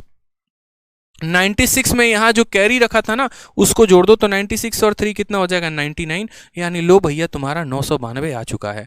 अगर हम यहाँ यूनिट डिजिट के आधार पर बोलते तो आंसर सेकंडों में हम टिक करवा देते आपसे कि देखो 1 को 2 से गुना करने पर 2 ही आता है और एक ही ऑप्शन में 2 है, लेकिन फिर वो हम गुना आपको नहीं सिखा पाते हैं। और हम क्या चाह रहे थे कि हम आपको वो गुना भी सिखा सकें और साथ में यहाँ पर उसका आंसर भी बता सकें। तो 32 को 31 से कैसे गुना किया पता चला। आप ऐसा भी कर सकते थे कि इस 31 को उठाते, 31 का 2 गुना 62 होता है, तो 62 का 2 लिख दिया, हाथ में 6। 31 का 3 गुना 93 होता है, 93 और 6 99 होता है 992। इसलिए मैंने कहा मैं कैलकुलेशंस की वीडियोस अलग से नहीं दूंगा, जहां जरूरत पड़ेगी कैलकुलेशन को कैलकुलेट करके बताएंगे वहां कि हाँ करना कैसे होता है। जैसे कल के दिन यहां पर मानो कि कोई बड़ी सी संख्या को बड़ी सी संख्या के साथ गुना करना पड़ जाए, 113 को यहां मानो 112 के साथ गुना करना पड़ जाए, कैसे करोगे, डर जाओगे, मर जाओगे यहाँ पे, बोलो हैं कि ऐसे गुना करोगे बैठ के 113 इंटू 112। अरे सीधा उठाओ ना मेरे भाई, यहाँ पे तुमको दिक्कत क्या है। 113 को पूरा का पूरा उठाओ, इसे 113 को पहले 2 से गुना करो, तो 100 का 2 गुना 200 होता है, 13 का 2 गुना 26 होता है, यानी कितना आएगा, तो 113 का 2 गुना 226 आएगा। 226 का खाली 6 लिख दो यहाँ पे और 22 अपने हाथ में रखना, बात खत्म। फिर 113 को 1 के साथ गुना करोगे 113 आएगा, और उस 113 में 22 यहाँ जोड़ दो, 3 2 5 2 1 3 और ये 135 आएगा। 135 का 5 लिखो, 13 हाथ में रहेगा, कितना हाथ में रहेगा, 13। फिर 113 का 1 गुना कितना हो जाएगा, 113, और 113 में 113 को जोड़ दोगे तो कितना हो जाएगा, 126, यानी करेक्ट आंसर 1265 टिक्स आ जाएगा। ऐसे करना है जनाब, ठीक है। तो परसेंटेज को एकदम निचोड़ के हम लोग रखेंगे आज की क्लास में, मुझे लगता है इतना काफ़ी है, और धीरे धीरे धीरे धीरे सारे क्वेश्चन जितने भी हमारे बाकी हैं उनको हम बहुत शानदार तरीके से करते चलेंगे। तो ये जो आपका डेमो चल रहा था ये किस बैच का चल रहा था, तो ये फॉर यू काइंड ये हम बता दें तो ये आपका आज से हमारा आरजी विक्रमजीत एप्लीकेशन पर आया है नया बैच, और ये उस बैच में चैंपियंस 5.0 इस बैच की ये पहली क्लास थी। कल हमारी दूसरी क्लास होगी जो कि फ्री रहेगी आपके लिए यूट्यूब पर, और फिर तीसरी क्लास होगी। लेकिन जो पीडीएफ है वो एप्लीकेशन पर ही मिलेगा, जो बच्चे बैच एनरोल करेंगे उन्हीं को मिलेगा, ठीक है। तो एप्लीकेशन पर आपका ये बैच है, और ये बैच कहाँ है, तो आरजी विक्रमजीत एप्लीकेशन पर। जिन भी बच्चों को मेरा क्लास अच्छा लगा कमेंट में ज़रूर बताना कि क्लास आपको कैसा लगा, क्या आपने परसेंटेज को बिल्कुल बेसिक से सीखा, क्योंकि पहली बार मैं YouTube पर इतने बेसिक से पढ़ा रहा हूँ, ठीक है। और मैं बताना भी चाहता था बच्चों को कि देखो यार एप्लीकेशन पे जब हम ये बात कहते हैं ना कि हम बहुत शून्य से आपको बहुत ऊपर तक लेकर जाएंगे, तो यानी उसका मतलब होता है कि मैं सच में बाकी जीरो से बहुत शुरू करूंगा और मैं आपको बहुत ऊपर तक लेके जाऊंगा। क्यों, क्योंकि यार एक फैक्ट है, कॉमन फैक्ट है कि जो बच्चा अभी ग्रेजुएट है, जो बच्चा अभी 12th पास करके आया, उसने कभी लाइफ में पढ़ा ही नहीं कि 10% 1/10 के बराबर होता है, उसको क्या पता। इनफैक्ट जब हमने भी तैयारी शुरू की थी तो हमें भी नहीं पता था। तो वहीं से सीखेंगे तब तो आगे बढ़ेंगे ना। अगर ग्राउंड लेवल पर चीज़ें काफ़ी अच्छी हो गई तो मेरे भाई ऊपर तो बहुत कहानी मज़ेदार होती चली जाएगी। इसीलिए अगर आप इससे इंटरेस्टेड हैं बैच में, अगर आप चाह रहे हैं कि आप एकदम गणित को बेसिक से लेकर हाई लेवल तक सीखें, तो आप इस बैच में एनरोलमेंट ज़रूर करें। आज से ये नया बैच आया है, ठीक है। इसकी जो फीस है वो 899 है। शीट के बारे में मैं आपको कहूँगा नहीं, क्योंकि शीट आपने खुद ही देखी है, टाइप वाइज है, लेवल वाइज है, सारी क्लासेस इसकी लाइव चलेंगी। ठीक है, और कोशिश रहेगी कि आपके पेपर तक हम इसका पूरा सिलेबस कंप्लीट करा पाएँ। जो एक आधा % होगा उसमें हम आपको और भी तरीके से आगे चल के हम इसके 2-2 क्लासेस लेंगे और टाइम पर सिलेबस कंप्लीट करने की पूरी कोशिश करेंगे। फीस इसकी 899 है, बहुत कम फीस है, ठीक है, जिस तरीके का कंटेंट है उसके मामले में। रीज़न यहाँ पर यह है क्योंकि अभी मैंने आपसे कहा कि अब मैं इसके अंदर CHSL 2021 के क्वेश्चंस को ऐड करूंगा, CGL के क्वेश्चंस को ऐड करूंगा, तो उनमें भी भाई साहब बहुत खर्चे आते हैं यहाँ पर, ठीक है। तो ये जो फीस है ना, ये मेरे पढ़ाने की फीस नहीं है। यहाँ पर ये जो फीस आपका जो नॉर्मल खर्चा आएगा ये उसकी फीस है। जैसे GST हो गए, यहाँ पर गवर्नमेंट को देना होता है, और भी जो यहाँ पर टाइपिस्ट के खर्चे और भी चीज़ें हो जाती हैं, तो वो उसकी फीस है, ठीक है। आपको जब पढ़ोगे तो आपको पैसा वसूल लगेगा पूरा का पूरा। अब जैसे ये तो मैथ स्पेशल हो गया, इसी के साथ हमारा इस बार पहली बार हमारे एप्लीकेशंस पर सभी का स्पेशल आया। जैसे पहले मैथ, इंग्लिश और रीजनिंग का स्पेशल आता था 2100 में, जहां पर 600 का डिस्काउंट मिलता था। लेकिन अब आपका रीजनिंग स्पेशल 900 का अलग से है, मैथ स्पेशल 900 का है, GS स्पेशल 900 का है, और ये आपका इंग्लिश स्पेशल 900 का है। कुल मिलाकर 3600 का बैच। लेकिन वो कितना में, अगर आप कॉम्बो लोगे तो 2300 में। यानी अगर आप नेक्स्ट ईयर के लिए प्रिपेयर कर रहे हो ना, तो मेरा मानना यहाँ पर यह है कि आप कॉम्बो की तरफ मूव ऑन करो। अगर आपको सारे सब्जेक्ट पढ़ने हैं, तो अगर आपको 2 भी सब्जेक्ट पढ़ना है ना, तो 2 सब्जेक्ट के लिए 1800 दोगे, 500 एक्स्ट्रा देके आप यहाँ कॉम्बो ले सकते हो। इसमें आपको ज़्यादा बेनिफिट मिलेगा। और सारा यहाँ कहाँ मिलेगा, तो RG विक्रमजीत एप्लीकेशन पे। देखो यार, हम लोग है ना, बहुत ज़्यादा बड़ी बात है, मैं पर्टिकुलरली करने में बिलीव नहीं करता। पढ़ाओ, बच्चा का सिलेक्शन होगा, वो ज़्यादा अच्छी बात है। अभी जितने देर में मैं आपको पढ़ा रहा था, अभी मैसेज आया कि एक हमारे पास CPO में एक अच्छे स्टूडेंट है जिनका रैंक हुआ है, जिनका सिलेक्शन हुआ है, उनका मैसेज आया, और वाकई दिल गदगद हो गया। एक स्टूडेंट का आपके क्लास लेने के पहले कुछ देर पैसे मैसेज आया था कि सर आज मेरी पहली बार जॉब लगी है और मुझे पहली जो है वो सैलरी मिली है, और ये सैलरी मैं आपको देना चाहता हूँ। मुझे बड़ी खुशी हुई यार वहाँ पर उस बात को जान के, ठीक है। हमने कहा कि नहीं, आप अपनी सैलरी जो है अपनी माता जी को दीजिए ताकि वो ज़्यादा खुश रहें, ठीक है। और भी एक आधा स्टूडेंट का और केस आया था जो अपने लाइफ में काफ़ी ज़्यादा डिप्रेस थे। फिर वो आए थे मुझसे मिलने, उनको हमने काफ़ी समझाया उनके जीवन के बारे में, और तब अब उनकी जाकर लाइफ जो है वो सही ट्रैक पर हुई है और एक सही तरीके से वो कामयाब बने हैं। होता है यार, लाइफ में प्रॉब्लम्स होती हैं, बट कोई बात नहीं, टैकल करेंगे ना, मिलकर टैकल करेंगे, क्या दिक्कत है।